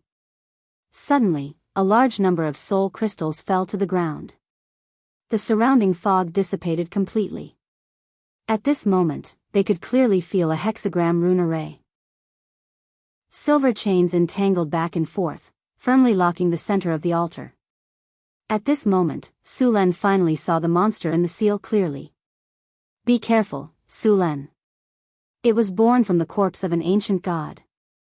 Su Len looked at the monster in the seal in front of him. This was a completely distorted human figure. It looked extremely strange. Its limbs were excessively long, and its head was very large. There were wrinkles on it, and it looked very ugly. Its mouth was full of sharp teeth, and its lower body was connected to a huge corpse. After seeing Su Len and Garen, the monster let out a sharp cry. Then, a spatial force suddenly appeared. The teleportation light flashed, and a Baylor appeared in front of them. Baylor Demon. Challenge rating 18+, the Baylor Demon was burning with endless flames. As soon as it appeared, it let out a roar. Then, Zhou Zhong's whip whipped toward Su Len. Su Len waved his storm war halberd and directly flicked the whip away. Just as Su Len was about to go forward, Hathaway's voice suddenly sounded in his mind. Su Len, wait. I've prepared to stop time. Later, take the opportunity to kill the Baylor Demon. Okay. Su Len agreed without thinking. Hathaway gently waved her staff, and an invisible force quickly gathered. Then, a powerful magic instantly burst out. Time Stop, legendary spell. Chapter 550. The entire world seemed to have been paused at this moment. Everything froze at this moment, motionless, like a photo that had been frozen. Time Stop has been successfully activated. It lasted for 10 seconds. Su Luan only felt a strange force sweeping over him, and then everything around him became still in an instant. Do it. Hathaway's voice sounded from the bottom of his heart. Thunder Realm. Infinite power of thunder and lightning gushed out of Sullen's body in an instant. In the next second, Sullen's figure appeared beside the Baylor in an instant. Weakness detection. Thunder Slash.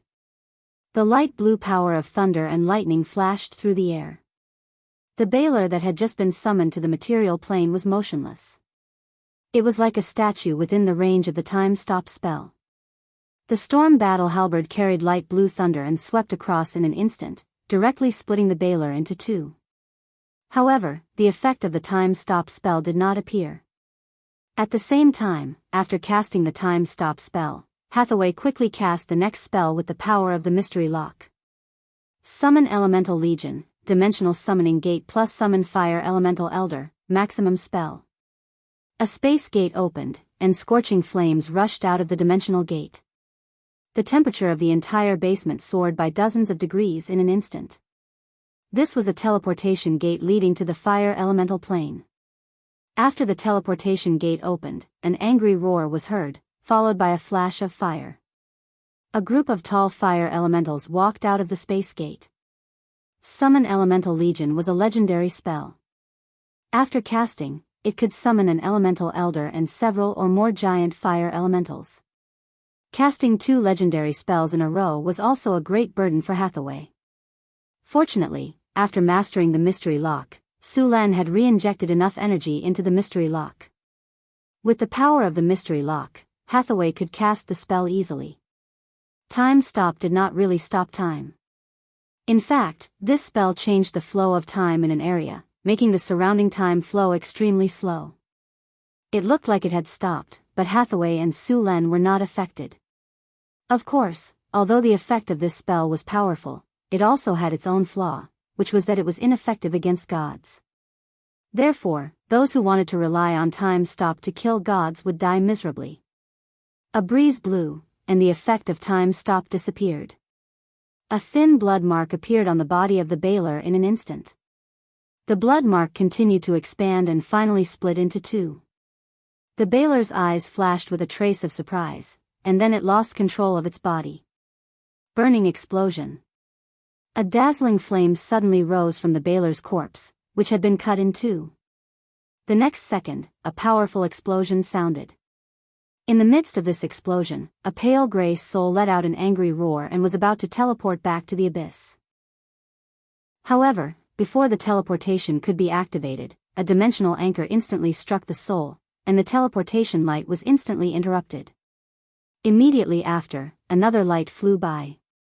Soul Binding Spell, a magic gem to pull the Baler's twos to the soul to pull twos to us when the effect of time stop disappeared. In the dimensional gate opened by Hathaway, a fanatical giant fire elemental and fire elemental elder appeared in this underground space. It was not easy to kill an abomination. In the multiverse, although abominations were powerful and hated all living creatures, their strongest point was their almost immortal vitality. Although abominations were not as powerful as gods, for some reason, they were more destructive. In the era of the Arcane Empire, there was a special proposition on how to kill an abomination, god, ancient evil. As soon as this topic appeared, it was studied by many arcanists. After all, the great arcanists who liked to court death had done such things in the past.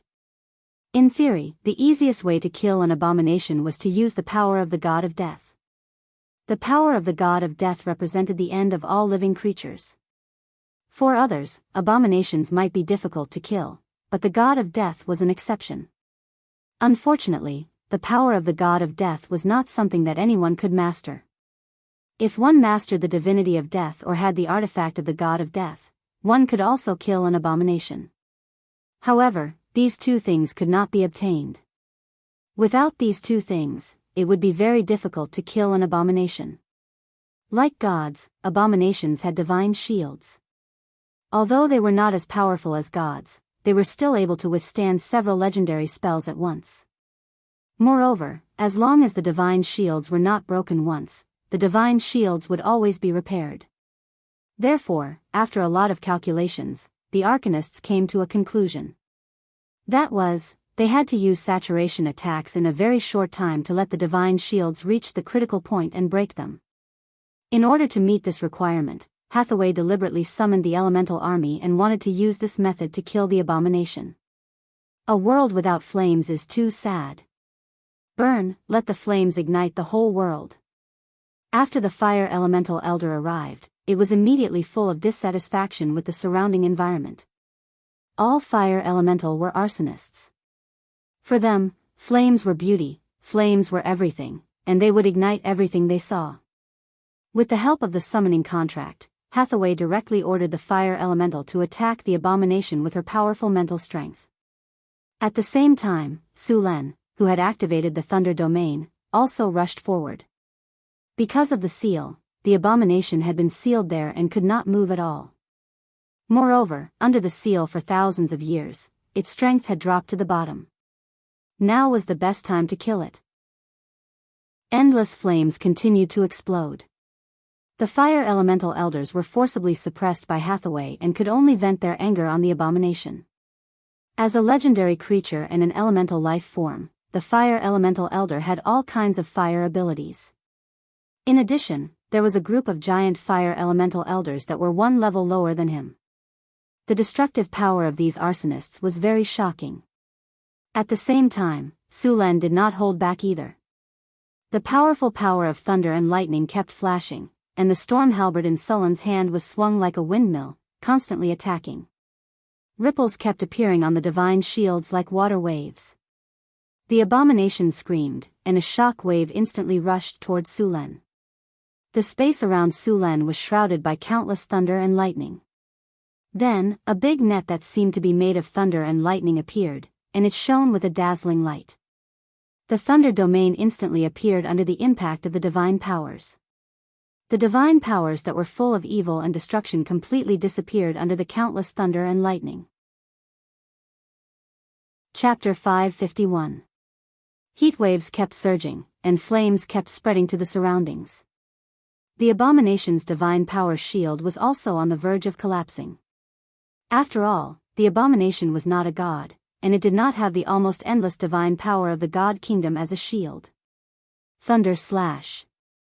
The storm battle halberd carried the terrifying power of thunder and lightning and smashed down on the divine power shield.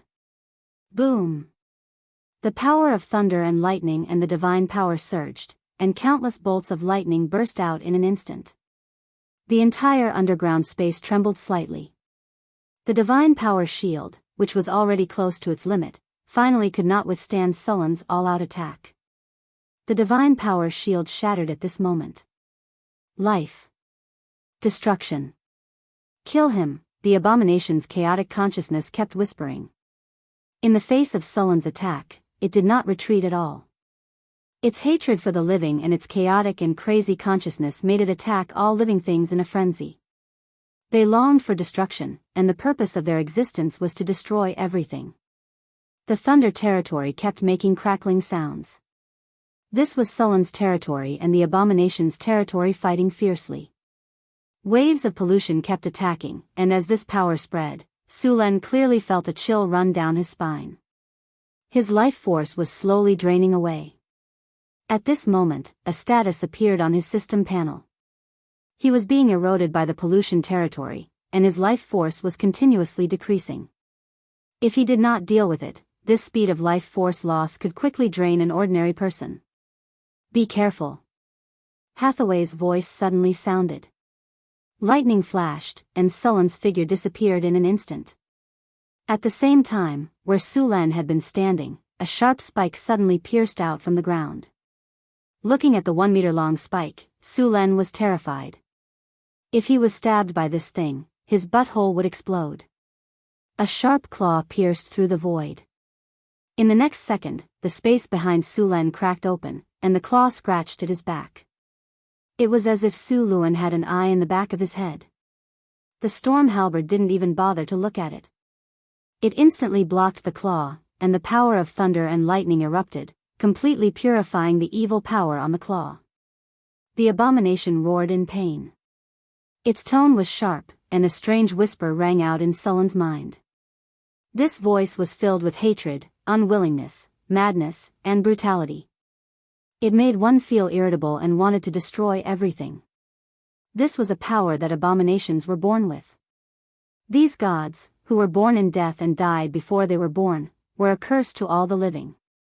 They hated everything in this world. A deformed human monster was frantically struggling to break free from the sealing chains on its body. Silver rune chains were deeply integrated into its flesh. His crazy eyes stared at Sulen, and then another divine power attack followed. Bang! Dazzling lightning burst out, and the power of lightning around Sullen's body kept colliding and dissipating. He couldn't help but step back. At the same time, a sharp claw scratched at his head. Sullen's body flashed with lightning, and he disappeared instantly. At the same time, the surrounding fire elemental elders led many giant fire elementals to attack the abomination crazily. These fire elemental creatures didn't have vital points, and they couldn't dodge the attacks of the abomination. They attacked directly. Under the attacks of the abomination, the energy shield on the surface of Sullen's and Hathaway's bodies kept shattering. Only half of the summoned fire elementals were left. However, the crazy fire elementals didn't care about this at all. Fire elementals were summoned elemental creatures. After they died, they would be resurrected in the fire elemental plane. Devour divinity. The twisted abomination monster suddenly turned into a gray python and pounced on Sulen, trying to swallow him completely. The divinity on Sullen's body was very attractive to it. Thunder Spear. The blue power of lightning gathered in Sullen's hand, and a spear made completely of lightning appeared. In the next second, lightning flashed, and the entire underground space was lit up. The thunder spear hit the gray python with the sound of wind and thunder. The gray python was nailed to the ground in an instant. Endless power of lightning exploded at this moment, and the evil power that formed the gray python was purified instantly. The gray python disappeared completely in the lightning. The gray evil power turned into threads and was absorbed by the abomination again. Even so, it wasn't easy to bear. Rumble. As the ground trembled, the abominations became more and more berserk. Not being able to kill Sulen made them feel very berserk, and the abominations became more and more dangerous. Apart from their own power, they could also use their divine power. The berserk abominations instantly revealed sharp claws and continuously attacked Sulen. It had the power to control space. Space cracks kept opening, and any part of Sullen's body could be attacked by the abomination. This space ability was very disgusting. Although it was trapped and couldn't move, it could attack the surroundings continuously through these spaces. The target was small and fast, and there was almost no warning. If Su Len hadn't awakened the sixth sense talent, which gave him the ability to predict danger in advance, he would have been caught by the abomination. Although there would be some space fluctuations when space spells were used, the time was too short. Hathaway wanted to use space imprisonment, but it was torn apart by the abomination. The abomination could only tear a small space crack each time, but Hathaway's space imprisonment needed to cover a large area. It was a waste of effort to break the surface. The ferocious claws kept attacking, and Sullen's storm battle halberd danced quickly to counterattack. Dark devouring claw. The sharp claws were mixed with strong evil power. However, the target wasn't Su Len, but Hathaway, who had been hiding behind. Dodge. Sullen's body flashed, and the storm battle halberd was waved quickly. Hathaway didn't panic at all in the face of the abomination's attack. Her body flashed, and she disappeared instantly. At the same time, a frightening elemental wave appeared. Hathaway's body appeared on the other side of the abomination, and a gray magic ball with strong elemental waves flew out instantly. Annihilation magic ball. Boom. Roar. The abomination roared in pain, and the annihilation magic ball melted a part of its body. Drops of black blood splattered on the ground. After the attack worked, Hathaway didn't chase after it. Her body flashed and disappeared instantly. The moment she disappeared, a sharp bone spur pierced out from the ground. Thunder slash. Su Len waved the storm battle halberd and appeared around the abomination. Then, he slashed at the abomination's body. Slash. The sharp halberd cut a hideous wound on the abomination's body. Chapter 552. The earth trembled. The shockwaves from the battle between Su Len and the abomination kept coming. If it weren't for the fact that the area where the abomination was sealed was a special half-plane, the entire wizard tower might have collapsed. Even so, there were still continuous vibrations. On the astrology platform, Alex and Karina were looking at the screen projected by the tower spirit in the hall. It was the scene of the battle between Su Len and the abomination. However, Su Len was moving too fast on the screen, so the two couldn't see the battle clearly. They could only determine Sullen's position through the flashing lightning in the air. The fire in the projected image was gradually extinguished. There weren't many fire elements summoned by Hathaway left. The battle was getting more and more intense. Although Su Len would hurt the abomination to a certain extent every time he attacked, the abomination could recover quickly by relying on the god's corpse that had merged with him. What should we do? Can Surin and Hathaway win? Looking at the picture in front of her, Karina asked Alex with some uncertainty. Alex, who was eating sunflower seeds with relish, came back to her senses. She stared at Karina with her eyes wide open and said with uncertainty, Su Len should be able to win. If he wasn't confident, Su Len would have told us to retreat. If they couldn't win, they should run. This was what Su Len told them. If they met an enemy who was stronger than them, they should never fight head-on. There was no shame in running if they couldn't win. It was okay even if they suffered some losses. They just had to get back at the enemy in the future. This level of battle wasn't something that the two of them could interfere with. Therefore, even if they were anxious, they couldn't do anything. If an enemy below the legendary level entered the battlefield, they probably wouldn't even be able to withstand a single attack from the abomination. Rumble. The shockwaves from the battle came, and even the wizard tower shook slightly. The abomination became even crazier. Sullen's attack just now had made it feel intense pain. As an abomination that was born from the corpse of an ancient god and was later trapped in this place for thousands of years, the anger in its heart had made its consciousness extremely chaotic. The abomination released all the resentment that it had accumulated for thousands of years on Su Len. It could be said that it would fight Su Len to the death. Boom! A blast of divine power hit Su Len in an instant. The energy shield around Su Len could no longer withstand it and shattered with a bang. It turned into specks of light and disappeared. A bolt of lightning flashed across Sullen's body, and he disappeared instantly. Great disintegration. A green spell instantly shot towards the abomination, and the body that was hit instantly turned into powder. The abomination howled in pain, and its dark and crazy eyes instantly stared at Hathaway. Then it let out a roar, and a sound wave more powerful than Sullen's roar burst out. At this moment, Sulen felt his mind go blank, but with his strong constitution, he recovered in an instant. However, the abomination took advantage of this opportunity to attack him again. In just a moment, the abomination's sharp claws had already appeared in front of him. Rip! There was no time to dodge, and Sullen's arm was instantly cut open. The intense pain made Sulen counterattack instantly. The storm halberd tore through the air, and with infinite lightning, it instantly slashed the abomination's arm. The sharp halberd cut through the abomination's skin and along its muscles. The power of lightning also burst out at this moment. Under Sullen's great strength, the abomination's arm was directly cut off from the forearm. At the same time, Hathaway, who was further away, felt as if her heart had been hit hard. Her whole body stiffened, and her body entered a state of shock at this moment.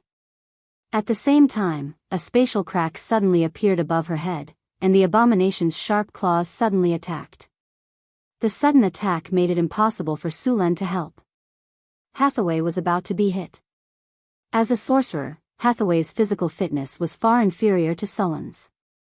If she was hit, she would be seriously injured even if she did not die. However, as a sorcerer and a legendary sorcerer, Hathaway had many ways to save her life. Almost at the moment when the abomination attacked, rays of magic light appeared on her body. Greater chain accident activated. Spell sequence activated. Spell activated. Activate greater teleportation. Activate greater energy barrier. Activate greater deflection field. Activate annihilation ball. Activate spell order, shock. As a sorcerer, Hathaway was very clear about her own weaknesses. Therefore, she set the condition for triggering the accident spell to be controlled. No matter if it was stun, shock, or immobilize, the greater chain accident spell would be triggered automatically. The abomination's attack was indeed unexpected. Hathaway was shocked by the enemy at that moment and lost control of her body. This situation was just in line with the accident spell that Hathaway had set. A series of light flashed, and Hathaway's figure instantly disappeared, just in time to dodge the abomination's attack. She also automatically counterattacked. The annihilation ball instantly hit the abomination's claws. The claws seemed to be soaked in sulfuric acid and quickly melted like a burning candle. The abominations had many strange and powerful abilities. They had divinity and many attacks. Even Sullen's physical fitness could not be completely immune to them, let alone Hathaway. Fortunately, Hathaway had practiced this situation in the battle simulation. The spell sequence on her sorcerer's robe was prepared for this situation. When Hathaway reappeared, the abomination immediately captured her position. This was not difficult. After all, the space here was not too big. The abomination's power could cover the entire area. Then, the abomination launched another attack at Hathaway. Sharp bone spurs instantly pierced out of the ground. Crack. With a soft sound, the energy barrier around Hathaway's body broke in an instant. However, Hessie had already regained consciousness and regained control of her body. The staff in her hand flashed slightly, and then the space around Hathaway instantly became distorted. Chaotic space. The abomination's bone spurs, which attacked by tearing the space apart, brushed past Hathaway and did not cause any damage to her. Sword of Annihilation. A light flashed, and a strange longsword instantly appeared in Hathaway's hand. In the next second, the longsword was swung, and the abomination's bone spurs were directly cut in half. Sullen's reaction was very fast. Just as Hathaway was casting the spell, a thunder spear appeared in his hand. Lightning flashed and instantly hit the abomination's body. The powerful thunder power exploded, and the abomination's body trembled at this moment. It's finally paralyzed. After seeing the effect, Su Luan cursed inwardly. All this time, his lightning power had been invincible in battle. His super high paralysis effect had been effective time and time again. However, this time, when facing an abomination, his lightning power's paralysis effect was reduced to the bottom. Chapter 553. The power of thunder and lightning was one of the most powerful forces that Su Luan had mastered. It had always been destructive and had a very high chance of paralysis. Even the enemies of the legendary rank would be restrained in all aspects when facing it. It ignored most of the test of fortitude and paralyzed the enemy. Basically, all creatures of the legendary rank and above had varying degrees of resistance, especially warrior classes. Their resistance to control effects was even higher. Giant dragons' strong bodies allowed them to be immune to 80% of the control effects. As for ancient evils, their immunity was even higher. These monsters had a high chance of being paralyzed by Sullen's power of thunder. However, when facing the abomination, the paralysis effect of Sullen's power of thunder was reduced to the lowest. A strange power weakened the effect of Sullen's power of thunder. This way, the ceiling effect of Sullen's power of thunder was not ideal. Of course, if the power of thunder's paralysis effect was not good, the other control effects would be even weaker. Hathaway's order, shock, was directly immune to it. At this point in the battle, Su Len had a headache. The abomination's recovery ability was too strong. It was connected to the god's corpse and could continuously draw power from the god's corpse to recover.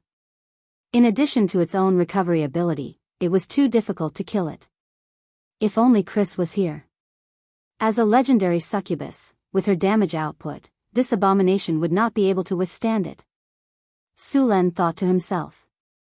Suddenly, a beam of light descended from the sky. Immediately after, a tall figure emerged from the beam of light. The figure's silvery white body exuded a chilling aura. Its tall figure exuded an oppressive aura, and its sharp twin blades gave off a chilling sensation. To Su Luan's surprise, the guardian magic statue appeared on the battlefield. Activating battlefield communication, mental link established, guardian golem activated, transferring battle command authority, enigma suppression ability activated, tower master, battle preparations are ready. Please give the battle order.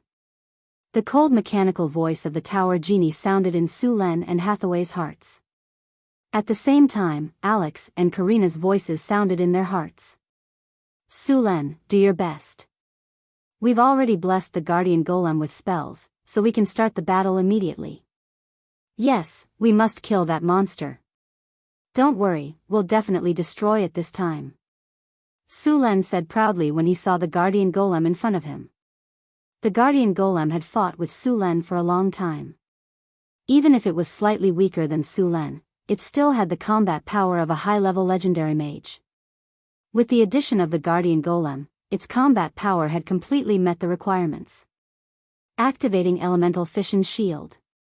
Chi raising chop activated. Weakness detection activated.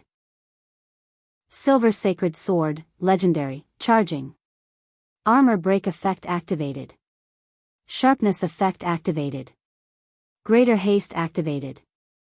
Along with the tower genie's cold voice, the guardian golem instantly went all out. Summon the undead army. Gusts of chilly winds suddenly blew, and the surrounding fog quickly gathered. Hazy shadows appeared one after another. These vengeful spirits that had been awakened by the abomination emitted a strong aura of death. As soon as they appeared, they pounced on Su Len. Summon evil creatures. A portal appeared, and in the next second, various twisted and ugly monsters appeared. A black mass of monsters surged out from the dimensional portal. Twisted shadows, mutated monsters, petrified lizards, spiked lions, and so on. After sensing danger, the abomination immediately summoned an army of monsters. These monsters in front of him instantly crowded the surrounding space. There were so many of them that they could even fight a medium-sized war.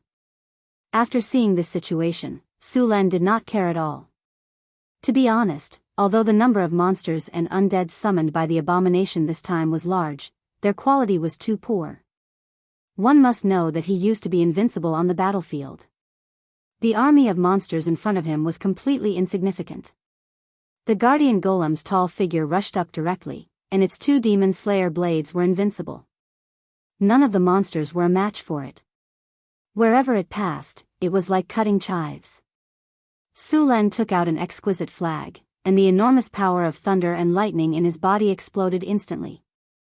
Infinite power of thunder and lightning gathered in this space, and in the next second, countless thunderbolts exploded instantly. Lightning storm. A strong power of thunder and lightning rose from Su Len's body. The storm and lightning enveloped the entire space, and countless thunderbolts slithered around like thunder snakes. The originally crazy monsters seemed to be shocked by the scene in front of them. At this time, Su Len looked like the legendary thunder god. Countless thunderbolts appeared under his control, and in the next second, thousands of thunderbolts exploded instantly. The entire world was filled with the sound of thunder and lightning, and for a time, screams could be heard one after another. After activating the thunder domain and borrowing the power of the wind dragon flag, Su Len once again performed the lightning storm. Although the power of the lightning storm was somewhat weakened because it was in an underground environment and could not borrow the weather, the area of the lightning storm was not very large. As a result, the range of the lightning storm was smaller, and the thunderbolts were more concentrated. The lightning storm enveloped the entire space, and all the monsters had nowhere to hide. Even the abominations could only take this attack head-on. Thunderbolts raged in the underground world, and the summoned undead army had no place to hide under such a saturated attack.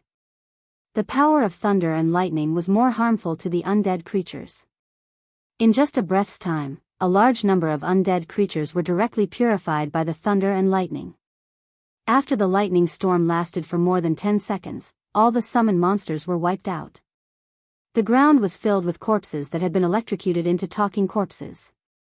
Even the abomination had many wounds on its body, but with its powerful recovery ability, these wounds were quickly healed. The power of thunder and lightning dissipated, and a tall figure quickly rushed over. With a flash of cold light, the sharp claws that had just grown out of the abomination were cut off again. The guardian golem, which had been strengthened by the weakness attack, kept attacking the abomination. Facing this kind of golem puppet that could not be controlled, had thick skin, and was immune to all kinds of negative statuses, the abomination did not have a good way to deal with it. Su Len put away the wind dragon flag. He had consumed a lot of energy just now, but in the thunder domain, his recovery speed was very fast. With a flash of thunder and lightning, Su Len appeared in front of the abomination with the storm halberd in his hand. The human and the golem were like butterflies flying through flowers, constantly attacking the abomination rapidly. Many wounds appeared, and the abomination roared angrily and attacked crazily, but its counterattack was getting weaker and weaker. Chapter 554. Su Len and the guardian magic statue attacked quickly. The man and the magic statue were like the most brilliant surgeons, cutting the abomination quickly. A large number of wounds quickly appeared on the abomination's body. Under their crazy attacks, the abomination was completely passive. In the battle just now, Su Len discovered a weakness of the abomination that was not a weakness. When Su Len and the rest's attacks exceeded the abomination's recovery speed, the abomination would stop attacking and enter a defensive state, increasing its recovery speed. At this time, the abomination would not take the initiative to attack. Although it could not kill the abomination, it could delay its movements. After discovering this rule, Su Len had already thought of a way to deal with it. The storm halberd was waved quickly, and the magic slaying blade swept across. The abomination's body was now full of holes. Great disintegration spell. A green light flew out from Hathaway's magic staff and hit the abomination's body instantly. The area dissipated like sand. The abomination's recovery ability was suppressed, and its aura became weaker and weaker. Its recovery speed also became slower. After seeing this, Hathaway immediately waved her magic staff and started to cast a spell. Soul Banishment. Rays of silver-white light appeared, and countless runes quickly gathered and merged. Finally, they turned into silver-white chains that pierced the abomination's body instantly. These chains pierced through the abomination's body. Then, as it roared crazily, Hathaway began to slowly drag the abomination's soul out of its body. However, as an abomination, even if Su Len and the guardian magic statue worked together to severely injure it to the brink of death, it was still very difficult to drag its soul out. As Hathaway's magic power continued to deplete, soul shadows were drawn out one by one, wailing. However, these were not the real souls of the abomination. These wailing souls were just pitiful people who had been devoured by the abomination. They were used as consumables by the abomination to resist Hathaway's soul banishment. Damn it! Why are there so many souls? Didn't you say that he was sealed in here? Many souls flew out of the abomination's body, but his soul still didn't appear. Su Len couldn't help but curse. Throwing out a large number of magical gemstones, Su Len casually cast a soul-trapping spell to guide these souls into the gemstones. Seeing that Hathaway and the abomination were in a tug-of-war, Su Len instantly released countless lightning bolts. These lightning bolts quickly gathered in mid-air, and in the blink of an eye, 9 purple chains that were shining with lightning appeared. Thunder Prison. 9 purple lightning chains instantly pierced through the abomination's body. Together with Hathaway, they tried to drag the abomination's soul out. Astral projection. A golden light suddenly rose from Hathaway's body. In the next second, a translucent figure that looked exactly like Hathaway walked out of her body. The silver soul had a hazy shadow. This was the form of her soul. Countless inscriptions were engraved on her soul. This was the power that Hathaway had added to herself. After activating the astral projection, Hathaway's power increased greatly. The silver chains dragged even harder. Soon, under the combined efforts of Su Len and Hathaway, a dark, twisted, ferocious, and indescribable soul was dragged out of the abomination's body. This wasn't a complete soul in human form. Instead, it was a terrifying soul that was pieced together by countless soul fragments. It looked terrifying and ferocious. The evil energy in the surroundings quickly became denser. An extremely crazy and hateful consciousness began to attack Sullen's mind. He struggled, roared, and tried to escape frantically. He resisted the pulling power of the silver chains and the purple lightning chains. However, it was obvious that the abomination had already lost in this tug-of-war. The abomination struggled frantically, but his soul was still being dragged out bit by bit. What a terrifying monster! Su Len could feel the abomination's desire to destroy everything in front of him. He couldn't help but be shocked. Su Len pulled the lightning chains and bound the abomination's soul tightly. Then, endless lightning burst out from his body. It's time to end this, Su Len shouted. He raised the storm halberd in his right hand and slashed at the abomination's soul. As a dazzling lightning flashed, the abomination's soul was cut in half. The abomination's soul was cut in half, but it still didn't die. However, its struggle became much weaker. Su Len and Hathaway easily dragged the 2 parts of the abomination's soul over. Although the soul had been pulled out, the abomination still didn't die. It was very difficult to kill a monster of this level. Even if the physical body was killed, as long as the soul escaped, it would be resurrected soon. Su Len wouldn't make such a mistake. Soul suppressor. Hathaway chanted an ancient spell. Her huge soul was like a giant. The silver rune chain emitted a dazzling light and pulled half of the abomination's soul into a high-quality magical gemstone bit by bit. Su Len also took out a high-quality magical gemstone and sealed the other half of the soul. As if sensing danger, the abomination's soul struggled and roared madly, trying to break free. However, at this moment, the abomination was too weak to change the situation. In the end, the soul was split into 2 and was completely sealed in the gemstone as it screamed. The lightning chains shrunk instantly and appeared on the surface of the gemstone like strange patterns. The moment the abomination's soul was sealed in the gemstone, the originally pure gemstone became pitch black. At the same time, it emitted an evil and blasphemous spiritual light. The entire gemstone looked very evil. It had been turned into an evil gemstone by the abomination's soul. If this gemstone fell into the hands of an ordinary person, they would be affected by the abomination's soul and fall into darkness. In the end, they would become the carrier of the abomination's resurrection. Su Len heaved a sigh of relief. He flipped his palm and put the gemstone into his storage space. Although this gemstone was very dangerous, it was also very precious. It contained a lot of divinity. Hathaway's huge figure waved her hand gently, and a spiritual light rose. Demon sealing formation. Runes danced and instantly sealed the gemstone that was emitting evil spiritual energy. Apart from looking a little black, this gemstone looked like an ordinary gemstone. Then, her soul turned into a spiritual light and returned to her body. As the soul was sealed, the abomination's body collapsed. Its power was quickly drained.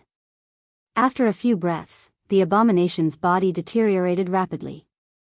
In the end, it became like a dried-up rotten wood. Chapter 555. The lightning dissipated, and the entire space became clear.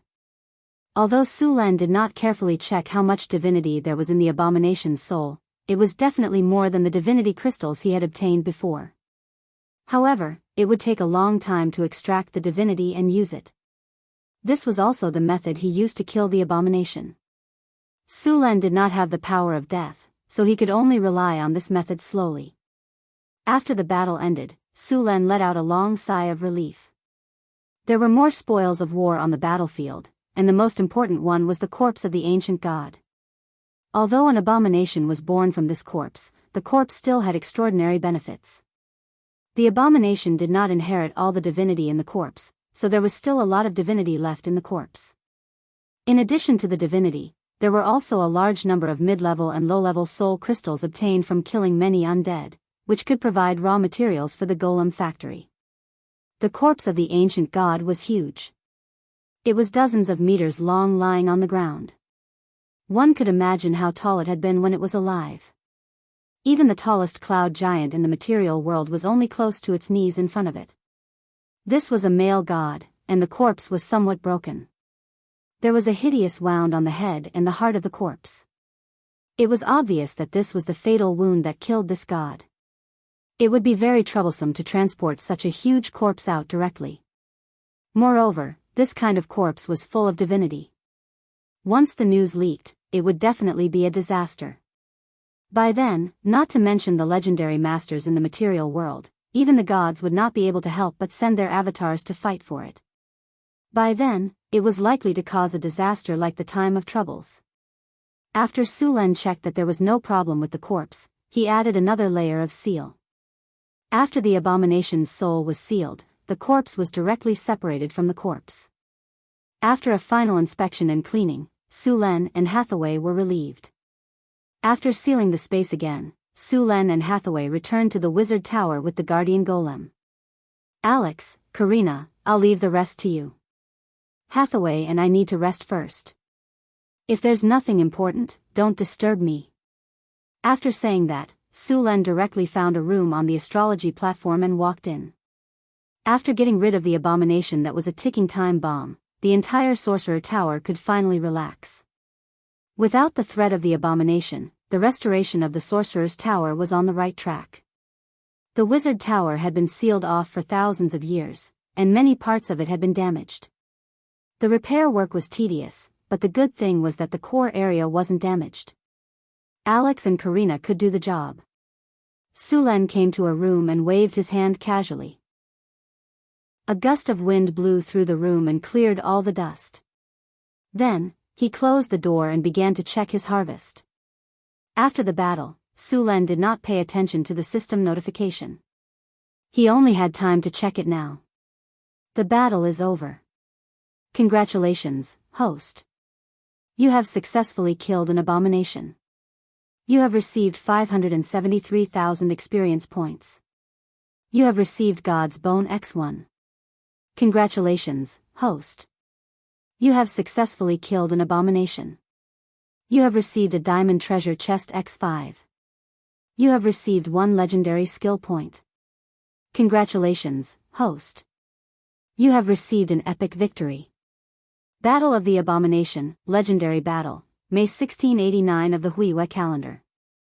A large number of mutated monsters appeared in your territory. In the process of investigating the cause, you found an ancient ruin. In the process of exploring the ruin, you learned that this ruin was used to suppress an abomination. At this time, as the seal was damaged, the supply of elemental energy was insufficient, and this abomination was about to break free. In order to prevent Northtown City from being destroyed, you finally decided to kill the abomination with Hathaway. In the third floor of the Sorcerer Tower, in a strange space, you successfully killed the abomination with the help of Hathaway and the Tower Genie. With your return, this news will gradually spread, and your name will begin to spread across the continent. Sullen's prestige was now very high. If the entire continent was divided according to the arcane card game, Sulen alone would be a purple legendary card, and he also had a red faction card, Florence and Northwind Principality, as well as many follower cards. If he revealed all of his strength, Sullen's card would probably become an SSR Gold Godly card. Congratulations, host. Your experience points are full. You have leveled up. You are now level 31. You have received 2 free attribute points, 2 skill points, and 2 diamond treasure chests. Opening the system storage space, Su Luan saw 7 diamond treasure chests neatly placed in the storage space. Seeing this, Su Luan felt envious. After a long time, Su Luan finally calmed down and summoned a water ball. Su Luan carefully washed himself and then prepared to open the chests. Su Len opened the storage and took a deep breath. In the next second, he chose to open all the treasure chests. Congratulations, host. You have successfully opened the diamond treasure chest. You have received the item 9 Transformations Golden Pill *1 bottle. Congratulations, host. You have successfully opened the diamond treasure chest. You have received the item Nature Crystal *1 bottle. Congratulations, host. You have successfully opened the diamond treasure chest. You have received the item Advanced Legendary Soul Crystal *1 bottle. Congratulations, host. You have successfully opened the diamond treasure chest. You have received the item God's Blood *1 bottle. Congratulations, host. You have successfully opened the diamond treasure chest. You have received the item Time Orb *1 bottle. Congratulations, host.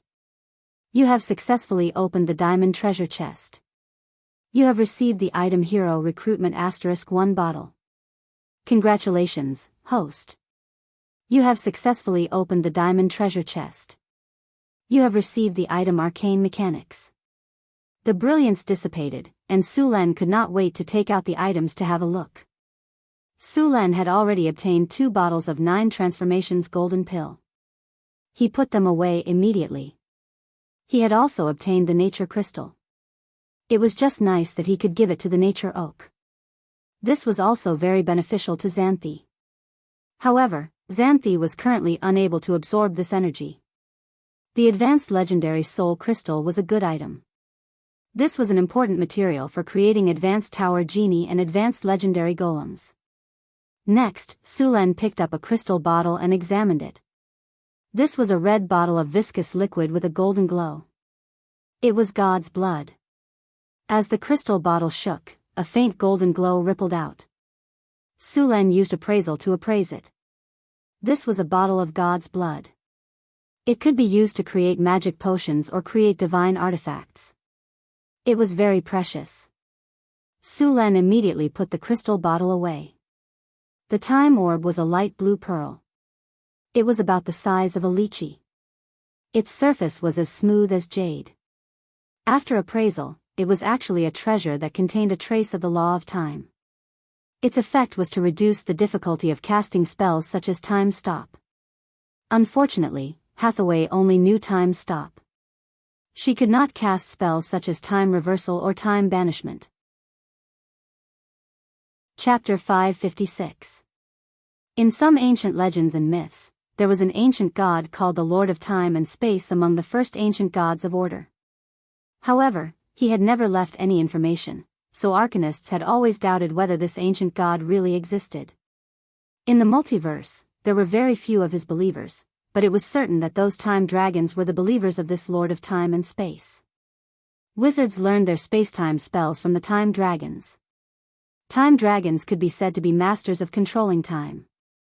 They were born with the ability to control time. For example, they could cast spells like time stop at will. This was a very powerful legendary dragon species. They were also known as the chronological dragon, the epic dragon, or the eternal dragon. They rarely communicated with ordinary creatures. Time dragons like to travel in time and explore the past or the future. When they found a potentially dangerous war, they would not hesitate to use their ability to end the war as soon as possible. Time dragons were also the only dragon species that was truly immortal. This kind of dragon was also the only one that did not collect treasures. Instead, it collected ordinary sundials and strange mechanical clocks. According to data, there were only a dozen or so time dragons in the multiverse. It was said that many time dragons had left the Crystal Wall System universe. In the same Crystal Wall System universe, they would usually form groups of 4 to 10 for the purpose of reproduction. Once all the female dragons were pregnant, the group party would end, and then it was very likely that they would never see each other again. Some lucky arcanists were lucky enough to communicate with time dragons and then learn time spells from them. This was how the famous legendary spell Time Stop came to be. It was said that some arcanists studied and imitated the breath of time dragons to create spells. The breath of time dragons had two effects. One was to steal time. They could spit out the breath of time that wizards were immune to. It would directly steal time from the opponent, causing an irreversible and permanent aging effect. It was said that some of the breath of time dragons could easily turn a human from a baby to an old man. The second effect of the breath was to exile time. It was also unavoidable. Its effect was to directly throw the enemy out of time. The enemy would completely disappear and be unable to move until the effect of the breath disappeared and they were captured by time again. These two dragon breaths were very powerful. Time Exile was a spell that imitated the time dragon's breath. However, the effect of this spell was far inferior to the time dragon's breath. Even so, this spell was very powerful, and very few people could master it. Now that he had the spacetime orb, a treasure that could be considered a divine artifact, he would need to search for and collect time-related spells in the future. Spacetime Pearl, a mystical pearl condensed from the power of spacetime. It contains a trace of the laws of time and space. Wearing this pearl will greatly reduce the difficulty of casting time spells. Moreover, the wearer will grasp a portion of the power of time. Effect: immune to slow. Immune to dimensional anchor and other positioning spells. Immunity time stop. Time control. The effects of time and space spells are increased by 100%. Casting difficulty is lowered by 1 spell rank. Time control. You have the power to control time in a small area, which allows you to move faster. With this spacetime orb, Hathaway's strength had increased by a large margin. The most obvious one was the time stop spell. The difficulty of casting it was directly reduced from the 9th circle to the 8th circle. Coupled with the effect of controlling time, it had reached the point of instant casting. If she could master other time-related spells, the role of this orb could be maximized. Su Len decided to give this spacetime orb to Hathaway to use.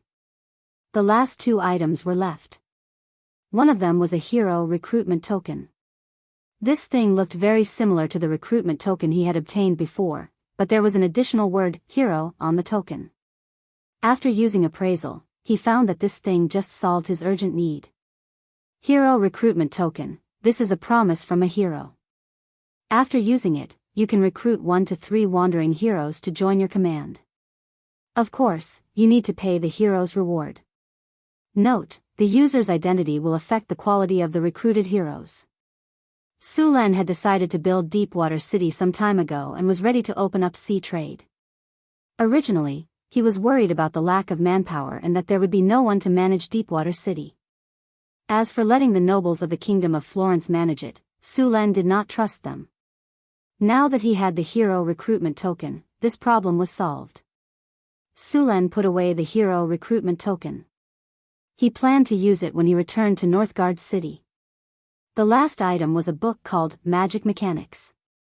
Su Len briefly flipped through it. This book recorded a lot of knowledge about magic mechanics. It was all-encompassing and had many applications.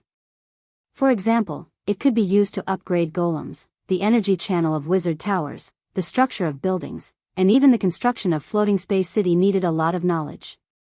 After putting away these things, Su Len began to check the rewards after this upgrade. After all his attributes had reached 50, if he wanted to increase his attributes, he would need 3 free attribute points to increase 1 attribute point. Su Len was not in a hurry to increase his attributes. His current attributes were already very high, so he did not lack 1 or 2 free attribute points. As for the 9 transformation golden pills, he was going to give some to the others. After all, Alex, Karina, Phyllis, Xanthi, and his 2 personal maids had not reached the legendary level. It would be better to give it to them. Su Len chose to use the 2 normal skill points he had obtained when learning spells. These skill points could speed up the learning of spells. As for the legendary skill point, Su Len planned to use it to upgrade his Iron Will talent. This talent was a little special and very useful. When fighting against high-level monsters, he would often encounter Iron Will.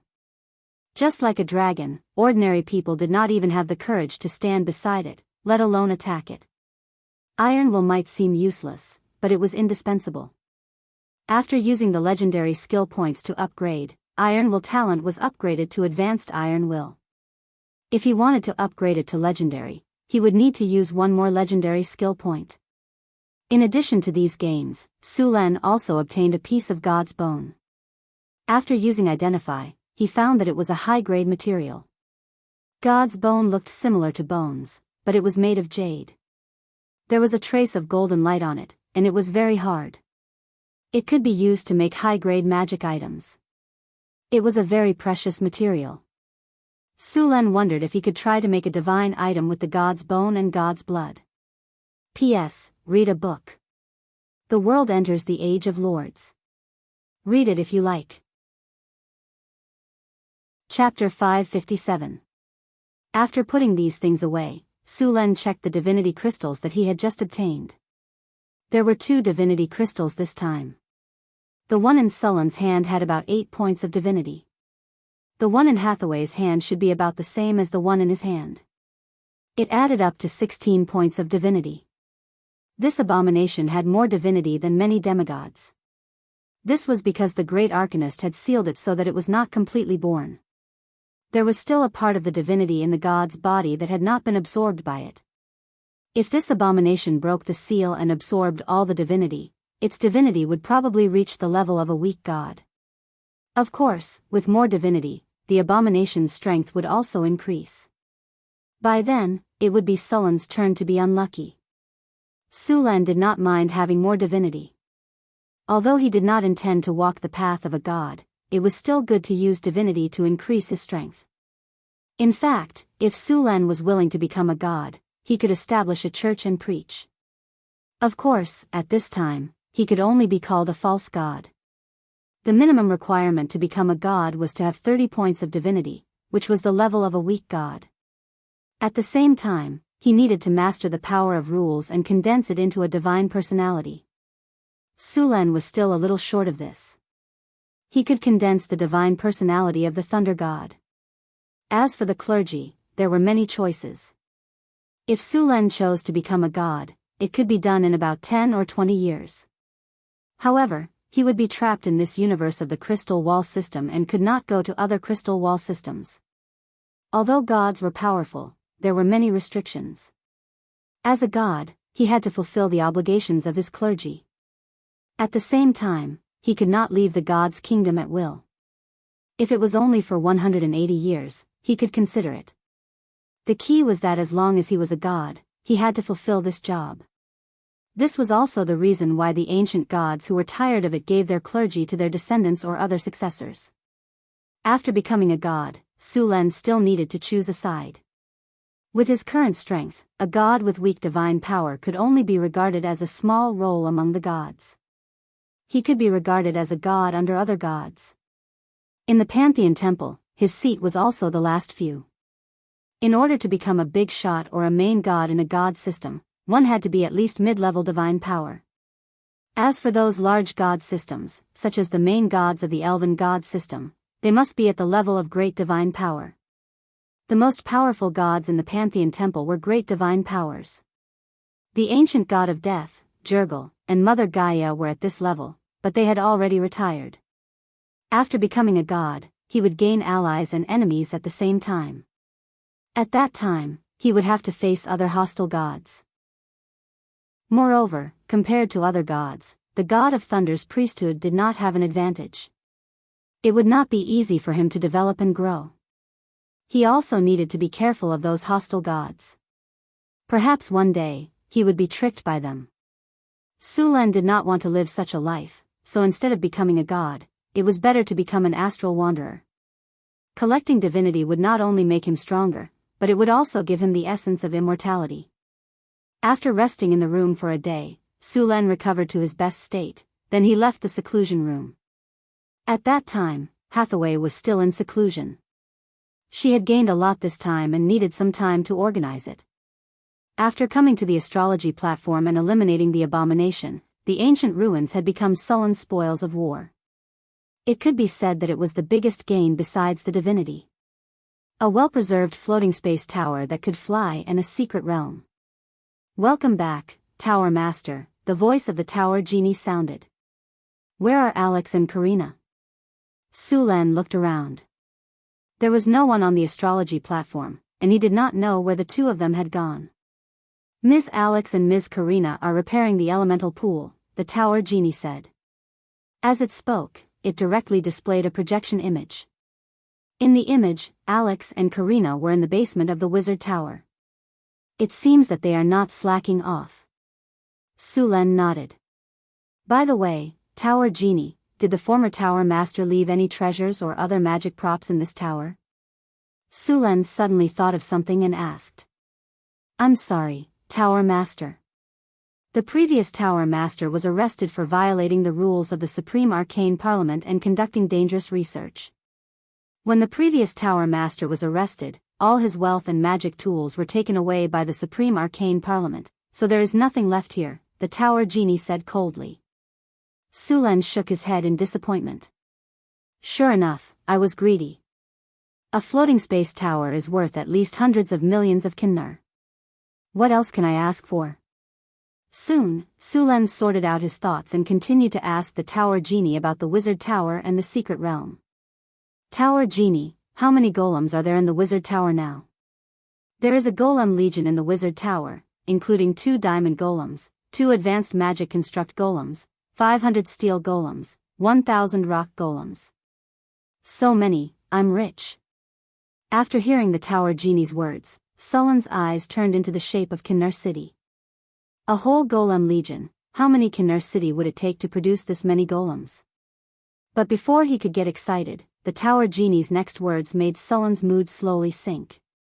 However, because of the lack of energy and maintenance, now the Golem Legion has been sealed. Many of the golems have aged and damaged, and some of them have lost the value of repair. Moreover, many of the golems that can fight were destroyed in the Tower Master's attack not long ago. Now about 10% of the golems in the Wizard Tower are intact. "I knew it." Suddenly falling from heaven, Sulan's face was a little gloomy. 2 advanced magic construct golems have been damaged, but the diamond golems are intact. "The advanced magic construct golems are damaged? How?" Sulan asked in surprise. "The Tower Master destroyed them himself." The Tower Genie's cold voice echoed in the astrology platform, and at the same time, a video was projected. It was the scene of Sulan attacking the Wizard Tower. 2 advanced golems that were obviously different from the steel golems were destroyed by Sulan and Hathaway. Okay. Seeing this scene, Sulan was a little embarrassed. Because the 2 advanced golems lacked energy and maintenance, one of them was directly destroyed by Hathaway's disintegrate spell. The item destroyed by the disintegrate spell would lose its magical effect, and coupled with the lack of maintenance, this golem had lost the value of repair. The other one was slightly better. It was destroyed by Sulan's lightning spear, and could be repaired. The 2 diamond golems were preserved because the tower genie had insufficient energy to activate the guardian golems, but they still needed to be repaired. After all, after such a long time without maintenance, many of the internal parts had aged. Chapter 558. Although the legendary golems were powerful, they also needed to be maintained on time. The wizard tower had reached such a state that even the internal energy supply of the wizard tower could not be guaranteed. Naturally, the legendary golems could only be abandoned. Although some protective measures were taken when they were sealed, it had been too long after all. After some inquiries, Su Len learned that the secret realm had been emptied by the ancient arcanists. When the abomination was discovered, it was too powerful for them to kill it, so they sealed the abomination. The secret realm that sealed the abomination was abandoned. Only the Enigma and the floating space tower were left behind to suppress it. The entire secret realm was basically an empty shell. The arcanists' plan was to seal it for thousands of years until the abomination weakened to a certain extent. Then, they would kill it. But they never expected that before the abomination weakened, the arcane kingdom would go to war with the gods.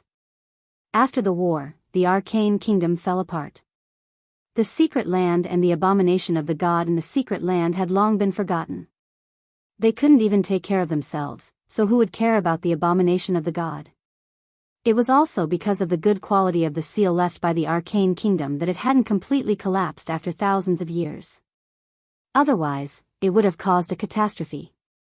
However, although everything there had been moved away, the ancient arcanists still left behind a lot of things, such as the virtual library. In the core of the wizard tower, there was a virtual library of the ancient arcanists, which stored a lot of knowledge from the era of the arcane kingdom. Although it wasn't the best, after all, the owner of the wizard tower was only a high-level legendary. He didn't have a floating space city, and he wasn't a great arcanist. The core knowledge of the era of the arcane kingdom, such as the floating space city, the neutron star golem, the element fusion reactor, the element annihilation technology, and so on, didn't exist. However, although there wasn't the most core knowledge, the knowledge stored there was still very precious. In the core of the wizard tower, there was a complete set of floating space tower construction technology, half-bit wall development technology, the magical particle railgun 2-V generation technology, enigma weaving technology, the legendary golem technology, and so on. These technologies were not top-notch in the era of the Arcane Empire, but they were definitely top-notch in this era. Northern Town City was not as powerful as those old wizard organizations. Even though Su Len had opened a treasure chest and obtained a lot of powerful knowledge, it could only close the gap a little. However, with this virtual library, the Northern Wind Tower's knowledge was immediately filled up. They were not inferior to the most powerful wizard organizations in the world. The problem now was to absorb and fuse this knowledge as soon as possible. Only after absorbing and fusing this knowledge could this foundation be converted into strength. However, the most important thing right now was to repair the wizard tower as soon as possible. He checked the damage of the wizard tower from the tower genie. The most damaged part was the elemental pool. The energy circuit and rune engravings were also damaged. Some parts of the magic steel were severely rusted and needed to be replaced as soon as possible. Originally, if there was enough energy in the wizard tower would activate protection. These energy circuits were protected by mana and would not be damaged. Now, they could only replace them with new ones. Fortunately, the entire wizard tower was built with obsidian and was blessed with a permanent hardening spell. The structure of the entire wizard tower was strong enough. They only needed to repair the damaged parts to be able to use it again. A day later, Hathaway finally came out of the closed room. Seeing her in high spirits, it was obvious that she had fully recovered.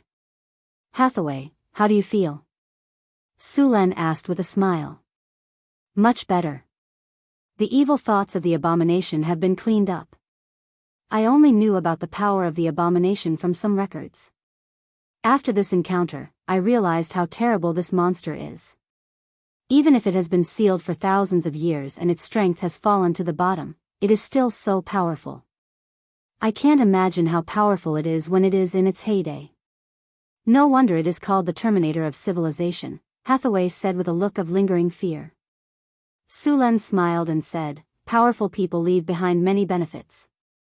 This time, we got 16 divinity crystals directly from the abomination. Together with the divinity on the god's corpse, it is enough to give all the divinity of a god with weak divine power." "So much?"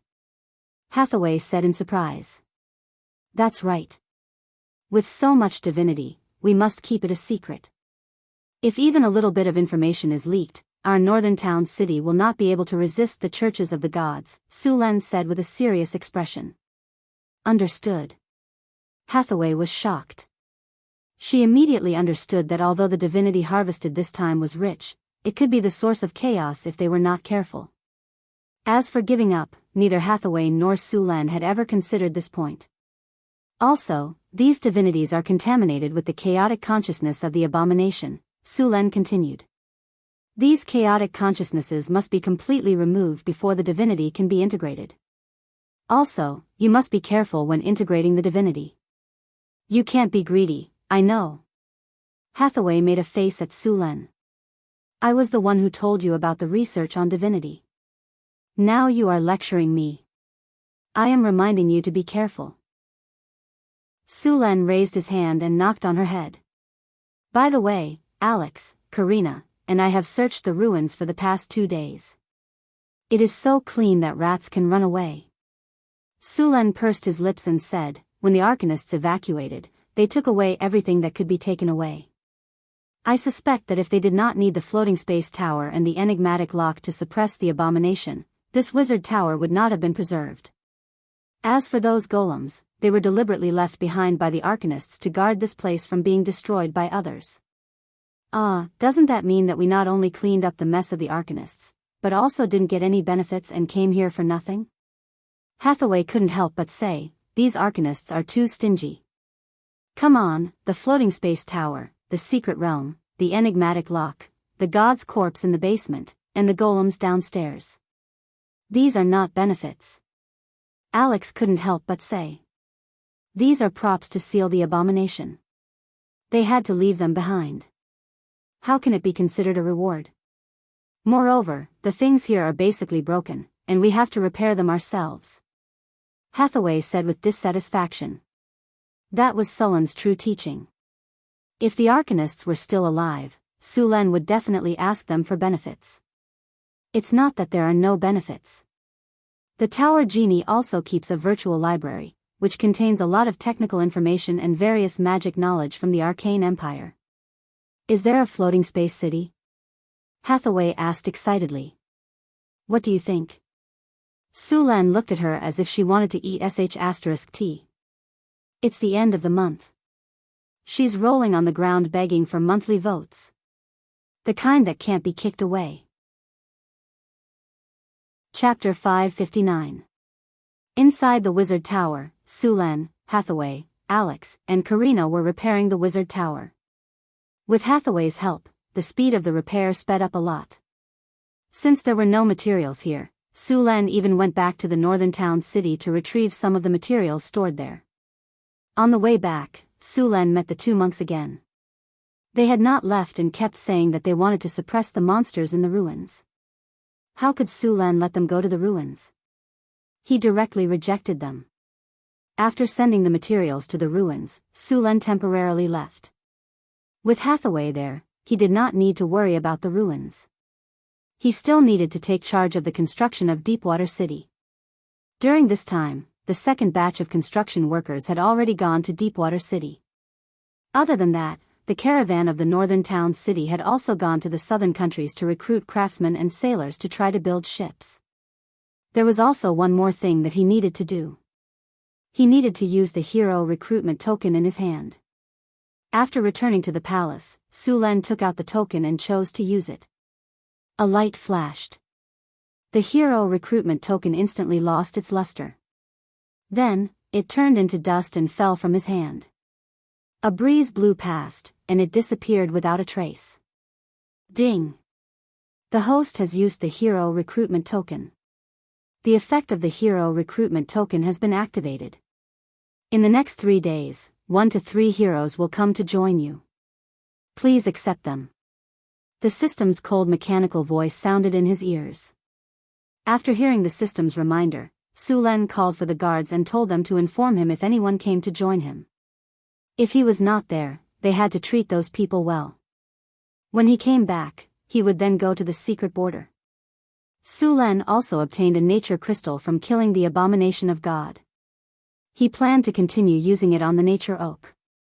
After arriving at the secret border, Su Len went to the nature oak's small world with ease. After sensing Su Len's arrival, the nature oak gently shook its branches as if it was greeting Su Len. After not seeing each other for a while, the nature oak had grown taller, and its nature aura had become stronger. As soon as he arrived, Su Len saw a wooden house next to the nature oak. Just as Su Len was confused, Xanthi walked out of the wooden house. After seeing Su Len, she ran over excitedly. Su Len, you came to see me. Xanthi ran all the way to Su Len. Su Len reached out and hugged her and spun her around. Xanthi's light body was soft, and had a natural floral fragrance. After a while, Su Len put her down. Did you build this wooden house? Grandpa Tree built it for me, Xanthi said excitedly. Grandpa Tree? Su Len was a bit confused. Yes, that's him. Xanthi pointed at the nature oak. You can communicate with the tower? Su Len looked at Xanthi in surprise. Xanthi said shyly, not really, I can only feel some vague thoughts. When did you feel it? Su Len asked. For a while. Xanthi shook her little head. You've awakened your fairy bloodline? Su Len suddenly saw a pointed ear in Xanthi's light blonde hair. When did you awaken? I don't know. I just lived here for a while. That day, I suddenly felt Grandpa Tree. From that day on, I felt some changes in my body, Xanthi said as she hugged Su Len. After a while, my ears grew longer, and I felt that I was much stronger. Oh, I could also use spells. Saying this, Sandy waved her hand towards a plant beside her. Bloom. A green light flashed, and then something surprising happened. The plant immediately began to grow rapidly. In the blink of an eye, a flower bud appeared. Then, the flower bud grew rapidly and split open. Soon, a flower bloomed in front of them. Nature spells. Su Len's eyes lit up. Is this your awakened ability? Yes, I can also use some illusion spells. Xanthi said proudly. She looked as if she wanted to be praised. Great. Su Len smiled and rubbed her head. Oh, you can take care of plants, right? Yes, my ability can make plants grow better, reduce pests and diseases, and accelerate their growth. Xanthi nodded. Then from today onwards, you will be the chief planter of the botanical garden. Take some time to check out the magic herbs growing in this secret realm and give the winged ones some guidance, Su Len said happily. Me? Xanthi was so surprised that she could not close her mouth. I can't. I have never planted any magic herbs before. Moreover, those magic herbs are so precious. If they die in my hands, it's okay. There are many magic herbs. I will take some out for you to experiment. Besides, you have to believe in your talent and trust my judgment. Su Len said with a smile. Then. I will try. Xanthi nodded her little head. But if I make a mistake or break those magic herbs, you can't be angry. Don't worry, I won't be angry, Su Len said. Then, Su Len took out the nature crystal and used it on the nature oak tree in front of him. The light green divine power instantly merged with the nature oak tree. Then, the nature oak tree in front of them began to grow rapidly. The tree trunk became thicker and the whole nature oak tree continued to grow.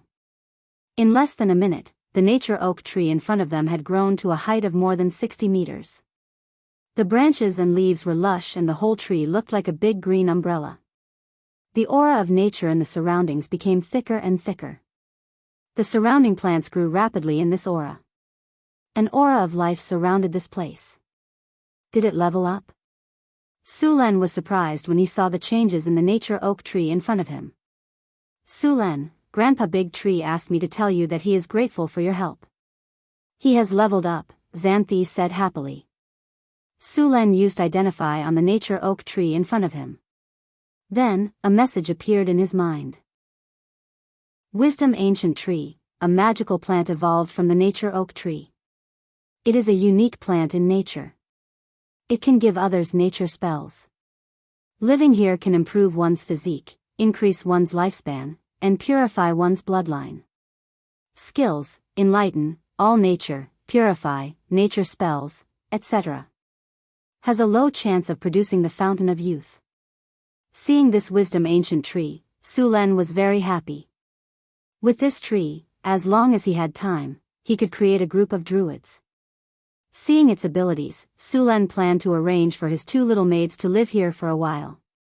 He believed that their elven bloodline would become thicker and their strength would increase. Chapter 560. Su Len was a little surprised by the wisdom tree's appearance, but it was also reasonable.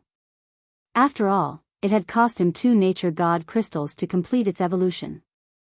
Looking at Xanthi's attributes, Xanthi had directly become a rank 1 creature after awakening her fairy bloodline. There were many types of fairies, but their strength was generally not high. For example, there was a fairy called a fairy that was about 20 centimeters in size. Their strength was generally at rank 1, and they were illusionary. Their attack power was very weak, and only the fairy queen was at rank 3. These fairies were not very strong, but because of their beautiful appearance and the fact that they could bring luck to people, they brought disaster to themselves. Back then, a large number of wizards had tried to capture these fairies.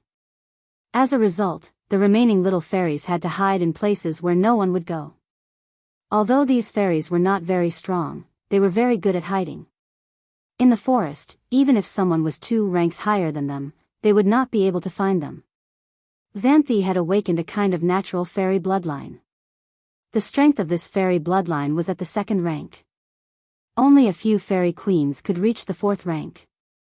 The potential of this fairy bloodline was limited, but it could turn Xanthi from a weak woman without the strength to a 1st-rank warlock. This was already very good. The fairy bloodline's potential was limited, but Su Len had divinity.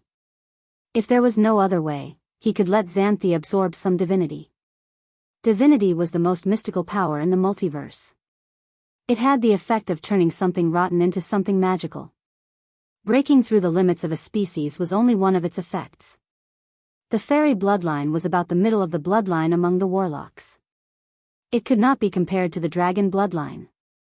However, this bloodline also had its benefits. For example, it had a very long lifespan. Fairies' lifespan was not less than elves, and fairies would not age. They were also very beautiful, so many female warlocks chose the fairy bloodline and became wizards. Su Len left Xanthi a 9 transformation golden pill and a set of books for her to learn from a wizard apprentice to an official wizard. He let her live and learn at the wisdom tree. This time, Su Len gave all the 9 turns golden pills he got to his women. A bottle of 5 pills was not enough. In the end, Hathaway and Chris were legends, so he didn't give them to them. Everyone else got 1 pill each. Su Len gave the time orb to Hathaway to use, and Su Len gave her a little divinity, but this required her to completely integrate the power of the Baler. Su Len planned to keep the advanced soul crystal to build the advanced legendary golem. As for the god's blood and god's bones, Su Len and Hathaway had discussed and decided to upgrade the storm halberd. God's blood and god's bones could be used to create divine weapons, but even the lowest grade divine weapons were not easy to create. There were very few divine weapons in the multiverse. Other than the fact that some of the materials were precious, there was also the fact that they required the most important thing, divinity. Only by imbuing the item with divine power could it be called a divine artifact. Otherwise, it could only be considered a magical item. One had to know that divinity was directly related to the power of the gods. Very few gods would do this. Of course, there were also some powerful magical items that were called divine weapons. These magical items were far more powerful than other magical items, such as the Lich Ring. It was said that this item was a magical item made by a lich who had lived for an unknown period of time. Although it was not a divine weapon, the power it contained was no less than a divine weapon. For spellcasters, it was even more powerful than a divine weapon. Another point was that although divine weapons were very powerful, they also had restrictions. Generally speaking, divine weapons that belonged to a god had to be used by the god's faction. In order to upgrade the storm halberd to a divine weapon, Su Len had to imbue it with divinity. As for directly using the divinity of the abomination, the chaotic and evil divinity in it would make the weapon something that could only be used by the chaotic and evil faction. Therefore, the best way was to extract the divinity from the abomination. As for upgrading the divine weapon, Hathaway had only made a preliminary plan. It would take some time before it could be carried out. Su Len now needed to absorb the divinity left behind by the abomination. He now had 10 points of divinity in his body, and the power of divinity brought about a qualitative sublimation. First, it was in the physical aspect. His body had become stronger and had some characteristics of a divine creature. The second was the sublimation of his soul. His soul had become stronger and had a trace of immortal power. Su Len and Hathaway could only say that their research on divinity was average.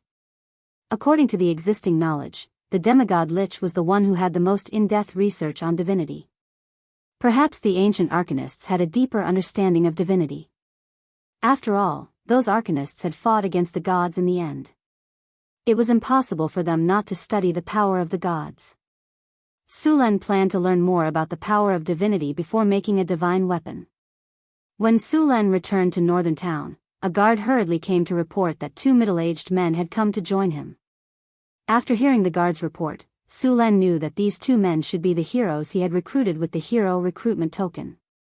Su Len was in a good mood as he had recruited 2 heroes with the token. Although he did not directly reach the maximum value, he was not so unlucky as to only recruit 1 hero. Su Len waited in the study for a while, and the servant came in with 2 middle-aged men. One of the 2 middle-aged men had a weather-beaten face. His hands and feet were thick, and his clothes were a little shabby. His brown hair was a little messy, and he had a thick beard. There was a thick layer of calluses between his thumb and index finger. There was also a scar on his face, which made him look unusually ferocious. The other man was the exact opposite. This man was clean and tidy, and his temperament was polite. Although his clothes were not luxurious, they were neatly tailored. His blonde hair was also carefully trimmed. He looked like a noble. "Hello, Your Majesty.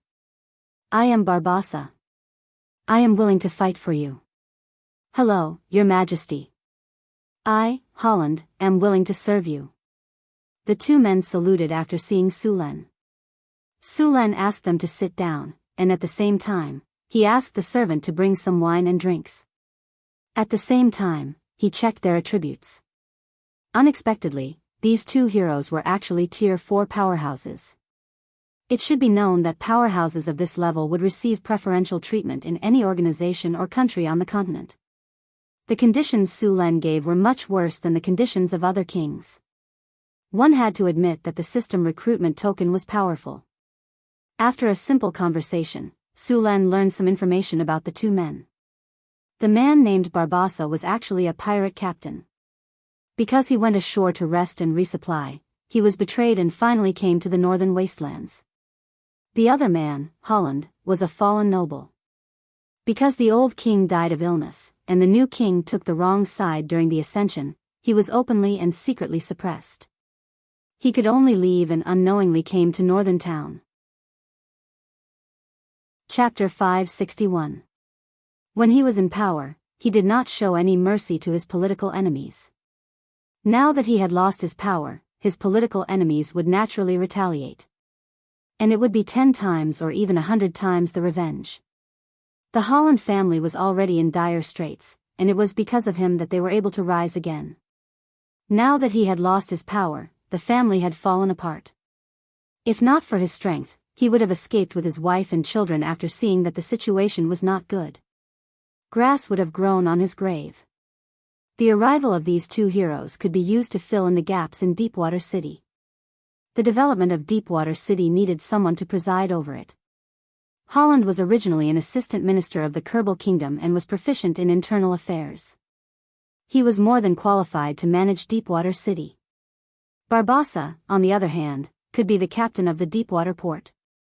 As a pirate captain, he was proficient in navigation and knew the pirates' port and how to fight. Other than him, there was no other general in Northtown City who knew how to fight at sea. Moreover, although the sea merchants of this era were called merchants, they were actually part-time pirates who often robbed the ships of other countries at sea. Su Len was preparing to engage in maritime trade. A pirate captain would definitely save him a lot of trouble. After understanding the abilities of the two, Su Len announced that Barbossa would be the captain of the Deepwater Ports fleet, in charge of fleet trade and combating pirates, and Holland would be the governor of Deepwater City. After accepting their allegiance, Su Luen also saw the degree of their loyalty. Barbossa's loyalty was only 75, while Holland's was 80. Although they were not as good as the other generals under Sullen's command, their loyalty would increase after some time. With 3 legendary powerhouses around, they naturally knew what to choose. Of course, they still had to give the necessary benefits. Kinnar could not be left out. After all, they were all sponsored partnerships. With Holland and Barbossa, the development of Deepwater City began to accelerate. Su Len directly handed the construction of Deepwater City to Holland and the work of the shipyard to Barbossa. Although Barbossa was a pirate captain, he also had some understanding of shipbuilding. After all, as pirates, they often had to repair their ships themselves. Especially after seizing a ship, they had to modify it. They did not have a shipyard to work for them, so they had to do it themselves. Barbossa was very familiar with the route of the Southern Sea. After all, he was a pirate in the Southern Sea before. He was also familiar with the route to the Eastern continent. After all, they also needed an identity to hide, and they often went to the Eastern Sea route. Su Len was preparing to open up the sea route to the Eastern continent, so he could give it to him. In addition to building a fleet, the most important thing was to have qualified sailors. The Kingdom of Florence was located inland, and it was very difficult to recruit sailors. They could only recruit some people who could swim for training. After all, the inland river and the sea were 2 completely different environments. Now, while building the ship, he had Barbossa train these people. If there was a Navy Army SEAL, Su Len could directly recruit people to train the Navy. Unfortunately, he had opened so many treasure chests, but he had not obtained a Navy Army SEAL. In order to strengthen the connection between Deepwater City and Northtown, Su Len and Hathaway purposely set up a teleportation circle in Deepwater City. They then connected it to the teleportation circle in Northtown so that the 2 places could be teleported directly. The planning of Deepwater City was very different from that of Northtown. As a commercial port, it must be convenient for transportation. After a period of construction, some houses had been built in Deepwater City. Some of these houses were for workers to live in, and some were for warehouses to store materials. Because the city was close to the sea, the climate was humid, and it often rained here, so the city's drainage facilities must be strict. At the same time, the city's terrain must be the highest in the surrounding area. Su Len did not want the whole city to be flooded when the tide rose. In addition to these, because the city was designated as a commercial city, the houses inside were different from other cities. All the houses in Deepwater City had 2 or more floors. Usually, the first floor would be a shop, and the second floor would be a residence. The drainage around the residence also had to be planned, and the roads were all according to the standards of Northtown. There were 5 roads in the city, one of which was directly connected to the port. The width of the road had also increased from 4 meters to 10 meters. Once the commercial road was successfully opened, Deepwater City would definitely become a trade hub. If they still planned according to the 4-meter road, it would be very congested. In order to prevent congestion, Su Len planned to use 2 roads, one out and one in. They would go out from the east gate of the city and enter from the north gate. This way, they could reduce congestion as much as possible. Deepwater City's harbor also needed to be built larger. Because Deepwater City was located on the southeast coast of the northern wilderness, the climate here was still somewhat cold. Although it wouldn't freeze in winter, there were often strong winds and waves, which led to the need to build a ring of breakwaters outside the harbor. In addition to the waterproof, Deepwater City also needed to build a lighthouse. As a port city, a lighthouse was indispensable. In this era, navigation technology was limited, so a lighthouse was very important as a building to guide the direction of ships at night. Now, there were almost 10,000 slaves working in Deepwater City. A large part of them were captured by Boulder's army. According to Sullen's plan, at least 50,000 people were needed to build Deepwater City in 1 to 2 years. With so many people, Northtown could not transfer them, so they could only grab people from the wilderness near the sea. Originally, the surrounding wilderness also needed to be cleaned up. Sulan did not want to let these monsters affect the safety of the city. Carts of bricks were unloaded from the ships, which were transported from Northtown. After several cleaning of the Red Sand River, there were no longer any water monsters blocking the way. Ships transported all kinds of materials. Deepwater City did not have a brick factory, so they could only transport from Northtown. Fortunately, water transportation was very convenient. After carefully inspecting the construction of the city, Holland immediately went into work and began to methodically instruct the slaves to build. In order to make these slaves work hard, Sulan also prepared a lot of food. Although it was only potatoes and fish, it was very good for the slaves. Among these slaves, there were many kobold and gnoll supervisors. Northtown already had a mature plan to enslave these monsters. After Barbassa arrived, he directly took a group of newly recruited sailors to the shipyard. During this period of intense construction, a small sailboat had been built. Barbassa planned to use it to train the sailors first. However, for safety reasons, Sulan also gave them some underwater breathing potions. Chapter 562. The construction of Deepwater City proceeded in an orderly manner under Holland's command. Boulder led the army to clear out the various monsters around the city. Barbassa was leading a large group of newbies to practice swimming. Swimming in the sea and swimming in the river were two completely different experiences. The waves in the sea were strong, and those who had not been trained could be hit by a wave and never get back up again. Hurry up, you bunch of weaklings. Weren't you all proud before? How come you've all become soft-footed after a big wave? Barbassa held a bottle of rum in one hand and a rope in the other as he pointed at the sailors on the ship and scolded them. Although the ship was swaying, Barbassa was walking as if it was flat ground and did not sway at all. Get up, don't pretend to be dead. Hurry up and control the sail. If you don't want to go to the bottom of the sea to feed the fishes, then get up and control the ship immediately. The wind and waves rolled, and the entire sea was like a pot of boiling water. A small boat was rolling in the sea, and a 4-meter-tall wave hit it. The entire ship was immediately lifted up and plunged into the water. Just as the ship was about to sink to the bottom of the sea, it was lifted up by the sea in the next second. The ship rocked back and forth in the sea, but it remained standing. Soon, the wind and waves passed, and the sea returned to normal.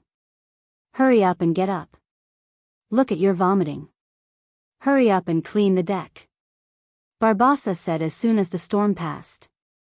The sailors on the ship were dizzy from the fall, and their vomit was everywhere. Then, under Barbassa's urging, the pale sailors endured the discomfort and cleaned up. Don't think that this is a small matter. When sailing at sea, you must ensure that the ship is clean. If you don't want to get sick, remember to maintain hygiene. Also, you must maintain balance at all times.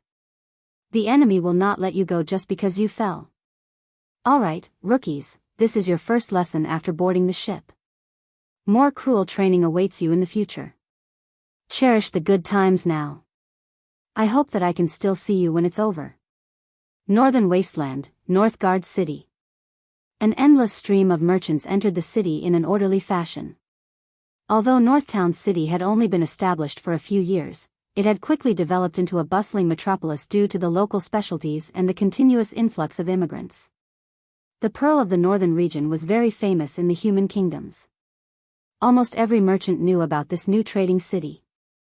Merchants with stout faces could be seen bargaining everywhere. Occasionally, they would even say thank you to Lady Joaquin, and then use their silver tongue to get the other party to lower the price. Northern Battlefront City had become an important trade center in the north. The wine, paper, sugar, spices, and all kinds of enchanted materials and potions produced here were very popular on the continent. As long as they were transported back, they could make at least double the profit. Surprisingly, the fastest-growing temple in northern town was neither the Church of Wisdom nor the Church of the Lord of Dawn, but the Church of the Lady of Wealth. This was the most prosperous trading city in the northern lands. Every day, a large number of merchants would come here. Almost all of the merchants who came here would go to the Temple of Wealth to pray that they could become rich. The merchants were the believers of the Lady of Wealth. Every transaction here was worth at least 1,000 kinnar. The monthly tax revenue of northern Battlefront City now exceeded that of Cult City, an important city in the north. The merchants would go to the Temple of the Lady of Wealth to pray, and basically, they would offer some money. The last time Su Len went to the Temple of Wealth, the walls of the temple were actually gilded. It was said that this was just a basic practice of the Temple of Wealth. At the most extravagant time, they would gild the entire temple with a layer of gold. It was said that in the City of Wealth, the temple was not only gilded, but even the entire city would be painted with gold paint. The whole city looked golden. Of course, with the growth of wealth, there were countless filth hidden on the smooth surface of the City of Wealth. All kinds of darkness grew in the corners. Don't expect the nobles and officials to have much integrity. In their eyes, integrity and bottom line were far less tempting than the shiny kinnar. Even with the power of the Temple of Wealth's restriction, there were still unknown corpses in the sewers of the City of Wealth. But in northern Battlefront City, this situation had been completely eliminated. Sullen's control of the city was amazing. He would never allow any gray corner in the city to compete with him for wealth and control of the city. A large number of soldiers patrolled the city every day. Anyone who violated the laws of northern Battlefront City would be arrested. Prancing Horse Tavern. This was one of the best taverns in northern Battlefront City. The owner of the tavern was very smart. He came here when northern Battlefront City was developing, but he did not get a license to trade in white sugar. However, the merchant was not disappointed.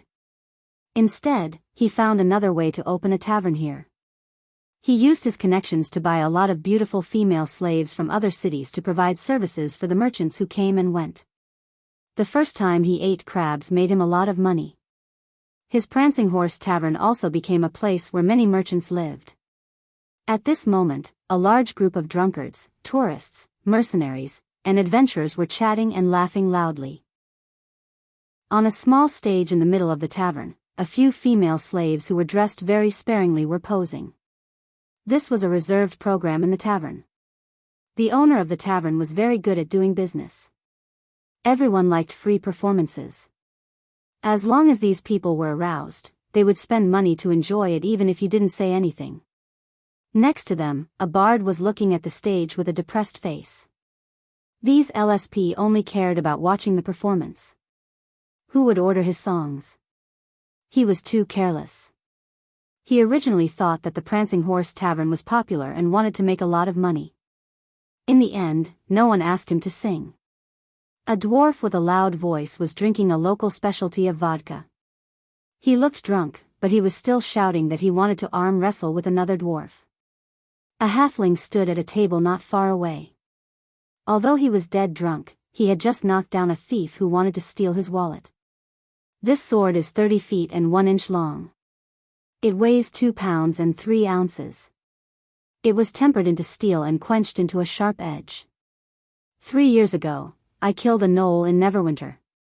A dwarf master forged it and gave it to me. At this time, a warrior pulled out the long sword with a clang. It was cold and the sword was shining. It was indeed a good sword. The noisy atmosphere suddenly became strangely quiet. Everyone's eyes were focused on him. The man's expression was cold, and there was a murderous look in his eyes. After looking around, he said coldly, "Only 30 kinnar." Chapter 563. After a moment of silence, there was a burst of laughter in the tavern. Su Len almost spat out the rum he just drank. A mercenary in the tavern laughed and said to the man, "I thought there was a guy who dared to make a move here, and I thought there would be a good show. In the end, this is what you showed us?" The others around him echoed. For a moment, the whole tavern was noisier than before. However, the adventurer looked indifferent and didn't care about it at all. He looked back and forth in the tavern, but no one was willing to buy it. You don't know what's good for you. The adventurer sighed secretly. He casually pulled the long sword and sheathed it. Then, he sat back on the chair and looked at the dancers on the stage in the center of the tavern. Without a show to watch, the people in the tavern quickly forgot about this matter and began to drink again. Perhaps this matter would become a topic of conversation after drinking. Su Len came back from Deepwater City. The next morning, he went to the city hall to check that everything was normal. Then, he went to check that there were no problems with the workshops. In the afternoon, he deliberately came to the most popular tavern in the city to feel the atmosphere. Just as he was thinking about whether he should let Karina have a hot dance after returning to the palace at night, he saw this scene in front of him. He had to admit that this performance was really good. But to be honest, although he was a little far away, Su Len could still see that the long sword in the adventurer's hand was made of good materials and was well forged. It was indeed the work of a dwarf master. 30 kinnar was very generous. If it was in the blacksmith shop in the city, it would cost at least 70 or 80 kinnar. Su Len thought that this guy was quite interesting. After thinking for a while, Su Len asked someone to call him over. Soon, there were a few more people at Sullen's table. In addition to Su Len and the adventurer, the two dancers who were dancing on the stage just now were accompanying them. After that, this guy didn't hold back.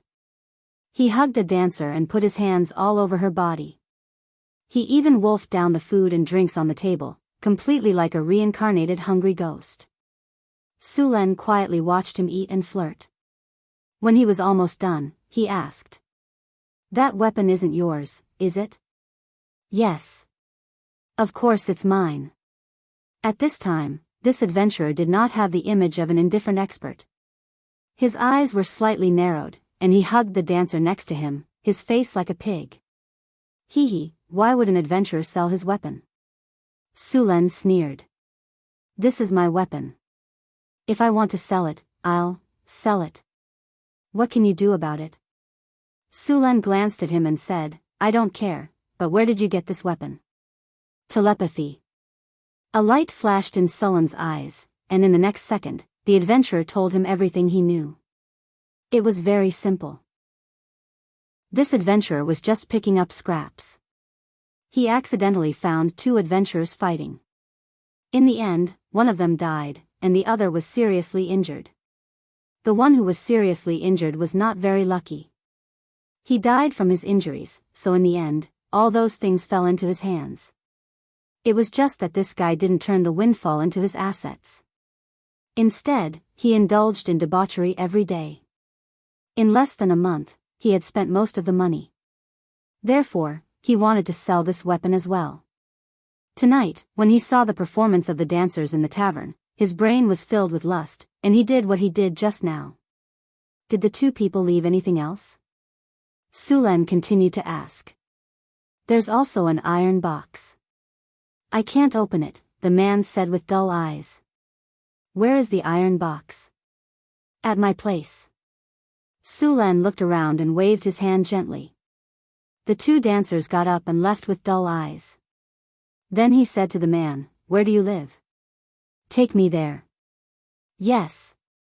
With that, the adventurer stood up from the chair and turned to walk out of the tavern. Su Luen followed him out, and the attendants who were responsible for the security work also appeared around him. The adventurer walked all the way out and soon came to a house for rent. These houses were cheap and the place was narrow, but they were clean and tidy. There were no smelly gutters or the like. They could be considered clean and tidy. After coming to this house, the adventurer took out an iron box from a stone brick under the bed. The box was tightly sealed, and it was impossible to tell where to open it. There was also a layer of protective magic light on it. On the outside of the box, there was also a rune circle. This was the opening circle of the box. After seeing it, Su Len instantly knew that it was stored in a mage's box. The things inside must be very valuable. Su Len didn't have a good way to remove this kind of seal. This kind of box was set with a protective device. If he tried to open it by force, the box would probably self-destruct, and the things inside would be destroyed. Although he couldn't open this magic box, it didn't mean that Hathaway couldn't.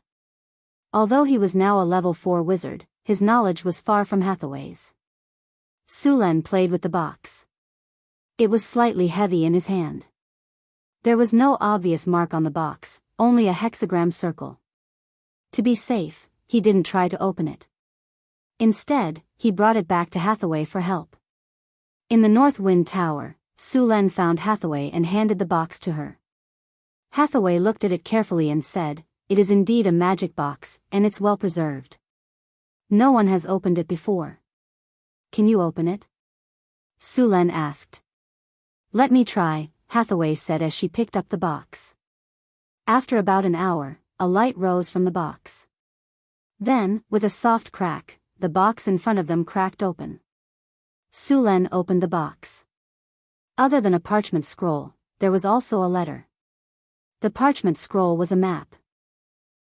Although the drawing was very rough, one could still tell that it was the general terrain of the northern wasteland. However, that wasn't the main point. There was an obvious mark on the map. There was a red dot on the map, and the word ruin was written next to it. It was obvious that this was a map of a ruin. That unlucky guy must have found a ruin by accident and wanted to sell it for a good price. Unfortunately, he met his enemy on the way back. Although he killed his enemy with his superb swordsmanship and strength, he was also badly injured. The medicine he brought with him was used up in the previous exploration. Without medicine, he was seriously injured. In the end, he followed in his enemy's footsteps. Then, the guy hiding in the corner took advantage of him. Chapter 564. There were many ruins left behind by the ancient arcanists in the northern wasteland. Most of them had been destroyed, leaving only broken walls behind. However, there were many ruins that still contained many precious items. Therefore, many adventurers who discovered a new ruin would sell it to other organizations if they were unable to explore it. Normally, the wizard organizations would be very interested in these ruins. They could sell them for a good price. Sulen checked the map. The ruins marked on it were a little far from the northern town. It was close to the ice field. Frost giants and white dragons lived there. The climate was cold, and it was covered in ice and snow. It was the worst place to live on the entire continent. If Sulen wanted to explore the ruins there, he had to be prepared for the possibility of encountering frost giants and white dragons. The northern town city was still exploring the ruins they had just acquired, so they could not spare too many people. He planned to send some people to investigate first before making his next move. The northern town city had 2 secret realms. They were a few hundred kilometers apart. Sulen planned to build a teleportation circle between them. In fact, compared to secret realms, Sulen was more interested in demi-planes. Secret realms were hidden using spatial techniques. They could not be separated from the main material world, and they could not be moved. Every secret realm was built based on the energy of the ley lines around it. There was a lot of ley line energy in the ground. The ley line energy was like the veins in the ground. Some places had more ley line energy, while others had less. There were also some meridians that crisscrossed and crisscrossed, forming earth vein energy nodes. Secret realms were built using these earth vein energy nodes. Of course, natural ley line energy nodes had a lot of mixed energy. They needed to be sorted out and guided from other ley line energy to complete the energy node. Only then could a secret realm be built. Many secret realms were built using several ley line energy nodes. As for demi-planes, they were private spaces that only legendary wizards could create. Of course, some lucky wizards could find demi-planes in the astral plane and use them for themselves. Floating space cities usually had their own half-bit wall. The various products of this half-bit wall were used to supply the floating space city. This allowed a floating space city to easily drift in the astral boundary for thousands of years without relying on external materials. Although adepts had the ability to create half-planes, very few of them would do so. They thought that the half-planes they created would be empty. Let alone resources, they wouldn't even have air, water, land, or gravity. They would have to collect and fill them up bit by bit. Under normal circumstances, such half-planes were used by legendary wizards as storage spaces. They relied on powerful magic to strengthen the space barrier as a storage warehouse. Since there was nothing here, there was no need to worry about things deteriorating or being damaged. In fact, legendary wizards already had some of the power of gods to some extent. Just like creating a half-plane, if a wizard wanted to, they could create a world. Of course, it would take a long time. Modifying a semi-plane was a very complicated project. Unless it was done by the manpower of a large adept organization, it would take a legendary adept thousands of years to complete the task. If Su Len wanted to build a floating space city, the half-plane creation technology and transformation would also need to be put on the agenda. If he was lucky enough to find a half-plane in the astral plane, it would be great. Many wizards would attach their half-planes to a material plane. As for those that could grow on their own, it was completely impossible to find one. The demi-plane would grow bit by bit after absorbing energy. It would grow by dozens of square meters every day. It might seem hard to notice, but after a year, 10 years, or 100 years of accumulation, it would become a rather large space. If it continued to grow, the demi-plane would also have the chance to become a prime material plane. Northern Town City didn't have a half-plane now, but Hathaway had the spell to create one. If they couldn't find a suitable half-plane in the astral plane, they would have to create one themselves and then transform it. By then, they would be able to separate the two secret realms from the main material plane and fill them in. Your Majesty, the batch of magic would you ordered is here. In the study, a guard said respectfully. How much is here? Su Len put down the book and asked. The first batch is 150 square meters. All of them are magic red pine wood. They are all top quality wood. The guard said respectfully. Then let's go take a look. Su Len stood up and stretched. He then let the guard behind him put on his coat and walked out of the door. Soon, the group arrived at the warehouse where the goods were stored. There were two groups of soldiers standing guard outside the warehouse. There was another group of soldiers patrolling inside the warehouse. The warehouse was filled with white sugar, paper, and alcohol produced by the factories in Northern Town. The shipment of demonized red pine wood was also piled up here. The heavy door of the warehouse opened, and Su Len walked in first. As soon as he walked in, he saw the wood piled up not far away. Magic red pine wood was a kind of wood that had a nice fragrance. At this moment, the entire warehouse was filled with a nice fragrance. This kind of wood was hard and light. It had the ability to repel insects and moths. Its magic properties were also good. It was often used to make magic ships. Since Su Len was ready to open up a channel, he naturally had to build a magic ship. With a magic ship like this, the safety of the ships in Deepwater City could be guaranteed. Only then would the rebellious pirates be afraid. The Red Dragon Queen was able to control the entire Southern Sea. She occupied all the important channels and collected high taxes. Other than her own strength, she also had a powerful fleet made up of magic ships. This fleet's strength could easily sweep the entire Southern Sea. Even the three most powerful countries in the Southern Sea together wouldn't be able to defeat it. Don't think that this was an exaggeration. In fact, she had done this before. At that time, the three most powerful countries in the Southern Sea spent a lot of time and money building their navies. They also hired wizards to make magic ships. In the end, they formed a joint fleet with full confidence and prepared to destroy the Red Dragon Queen's fleet. In the end, they had the absolute advantage in numbers. The joint fleet of the three countries was destroyed in a naval battle. According to the records at that time, the entire sea was burning with the flames of hell. The corpses of the Sacred Alliance filled the sea. Countless sharks reveled in the water. That day, the crown fell from the hands of the Sacred Alliance. The whole world trembled under the dragon's wings that covered the sky. Chapter 565. Although Deepwater City did not intend to extravagantly build a magic fleet, a powerful magic ship was still a necessity. After processing, the enchanted red pine wood would be used as the main material for the magic ship. Su Len reached out and touched the wood in front of him, then used his energy to feel it. It was indeed a good material, and there was nothing wrong with it. Only then did he nod. This kind of magic wood was basically a military resource, and ordinary people had no way to buy it. The southern countries were especially strict about this kind of wood. After all, if pirates got their hands on this wood, although they could not cast spells on the ship, the wood itself could crush ordinary ships. Su Luan didn't produce enchanted red pine wood here. Instead, he bought it from other wizard organizations. Many wizard organizations would plant enchanted red pine wood in large quantities in the secret realm. Some could be used to make magic wands, and some could be sold in exchange for other resources.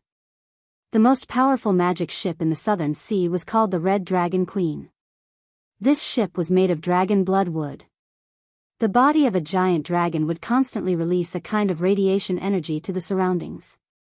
This radiation energy would change the surrounding environment and promote the development of creatures in the direction of dragonization. This kind of dragon blood wood was a kind of wood that grew near the nest of a giant dragon. The quality of the dragon blood wood was determined by the giant dragon that lived around it. The stronger the giant dragon was, the better the quality of the dragon blood wood. The dragon blood wood used by the Red Dragon Queen was grown around the nest of the Red Dragon Queen. This kind of wood was much better than the enchanted red pine wood Su Len used. In addition to the dragon blood wood, the Red Dragon Queen was also embedded with a large number of dragon scales. These dragon scales were shed by the Red Dragon Queen. Although they were not as strong as the ones on her body, their defense was still very high. The crew of this ship were all descendants of the Red Dragon Queen. It was this ship that defeated the alliance fleet of the three countries in one fell swoop. Then, other ships would surround the alliance fleet and completely send it to the bottom of the sea. In this era, not everyone could own a magic ship. Other than the various countries, only the major wizard organizations and some big nobles could afford to build one. Every few years, the major sorcerer organizations would recruit apprentices from all over the world. These ships were not to be touched unless you wanted to start a war with the sorcerer organization. Those great nobles would spend a lot of money to build a magic ship. The size of the ship was still very small, and it was usually used as the flagship of a caravan to protect the fleet. The magic ship that Su Len was going to build was not going to be stingy. It was built by legendary wizard Hathaway and Su Len. It was definitely going to be a very powerful ship. Due to the lack of sailors, they did not intend to use too many people on this ship. It would be a powerful magic ship. The sailboat and the ballistic cannons could be controlled by magic. If it was not for the lack of technical skills, he would even try to install the magic particle railgun on the ship. With one shot, no matter if it was the Red Dragon Queen, the Dawn Goddess, or the Queen Anne, they would all be destroyed. After checking that the wood was up to standard, Su Len directly sent them to the secret mirror. He planned to build a magic ship here. Hathaway, Alex, and Su Len came here. In addition to the wood in front of them, Su Len also prepared magic steel and other metals. These magic steel were used to make the keel of the magic ship. Su Len took out a blueprint. The magic ship was built according to this blueprint. Everyone divided up the work. Su Len was responsible for the keel, Alex was responsible for the sails and masts, Hathaway and Chris were responsible for the hull, and Karina was responsible for the special parts of the ship.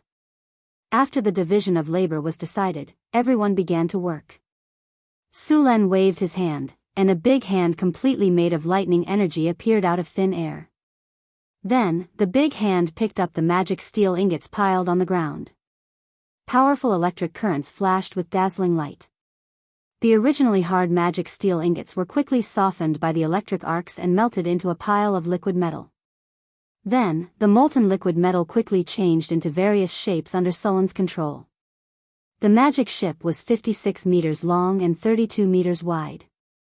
The keel was 50 meters long and 26 meters wide. Su Len planned to make the keel of such a ship in one go. Powerful lightning energy surged out of his body. Pieces of magic steel ingots were melted and then merged according to the blueprint. Soon, a large mass of magic steel liquid floated in the air. After confirming that there was enough magic steel, Su Len began to control the liquid metal to quickly form it. Soon, a keel gradually took shape. After the keel was formed, the dazzling lightning energy slowly disappeared, and the magic steel liquid metal began to cool down. Magic steel was a metal with excellent magical conductivity. It was far more durable than ordinary steel. It was also much lighter than ordinary steel. At the same time, it was not too expensive to make. It was a good choice to make the keel of a ship. Of course, the keel was only half finished. After the cooling down, Su Len still needed to enchant it to increase its durability, reduce its weight, increase its resistance to corrosion, and increase its magic defense. At the same time, he also needed to create an energy channel. While Su Len was making the keel, the others were not idle. Hathaway took out her magic staff. With a flash of light, neatly arranged magic red pine wood floated in the air. Then, the wood was arranged in a picturesque disorder in the air. Wind blades appeared one after another. Then, these wind blades waved and cut the wood. The hard magic wood was quickly cut into neat materials. After the wood was cut, the planks began to be pieced together. Although there was a lot of wood, under Hathaway's control, the wood was quickly cut into standard parts. After Su Len finished the keel, the wood was quickly pieced together. The flying planks flew to the designated location, and a huge wooden sailboat was quickly completed from scratch. The masts that Alex had prepared earlier were also installed under her control. Soon, 3 huge masts were erected, and huge white sails and ropes began to be connected to the designated positions. The masts stood tall, and the double deck and the ballista were all in place. At the bow of the ship was the head of a dragon. Hathaway had carved it according to Onyxia's image. The slender body was like the hull of the ship. When the last plank was put in place, the ship went from nothing to complete in just a few hours. Of course, this was only the first step. The next step was to enchant the ship. Chapter 566. The task of enchantment was left to Hathaway. After all, the quality of the enchantment was directly proportional to the strength and skills of the enchantment user. Hathaway took out her magic staff and flew directly into the air. She gently tapped on the sails of the magic ship with her staff, and a gorgeous magic energy instantly wrapped the sails of the ship. Hathaway took out some magic gem powder and some arcane math powder. Then she gently blew, and the magic powder instantly flew up. These magic powders emitted colorful colors, and the surrounding space became dreamlike at this moment. Countless glittering magic powder quickly merged with the sails under the effect of magic, and the whole sails emitted a gorgeous luster. Lines of magic runes quickly took shape, and the colorful magic powder fused with the mysterious runes. After a long time, all the magic light dissipated, and the sail returned to its original appearance. Wind Elemental Sail. This is a special sail made of runic cloth and woven with thorium threads. The sorcerer has cast a wind elemental spell on it, allowing it to be blown by the wind no matter the time or the direction of the wind.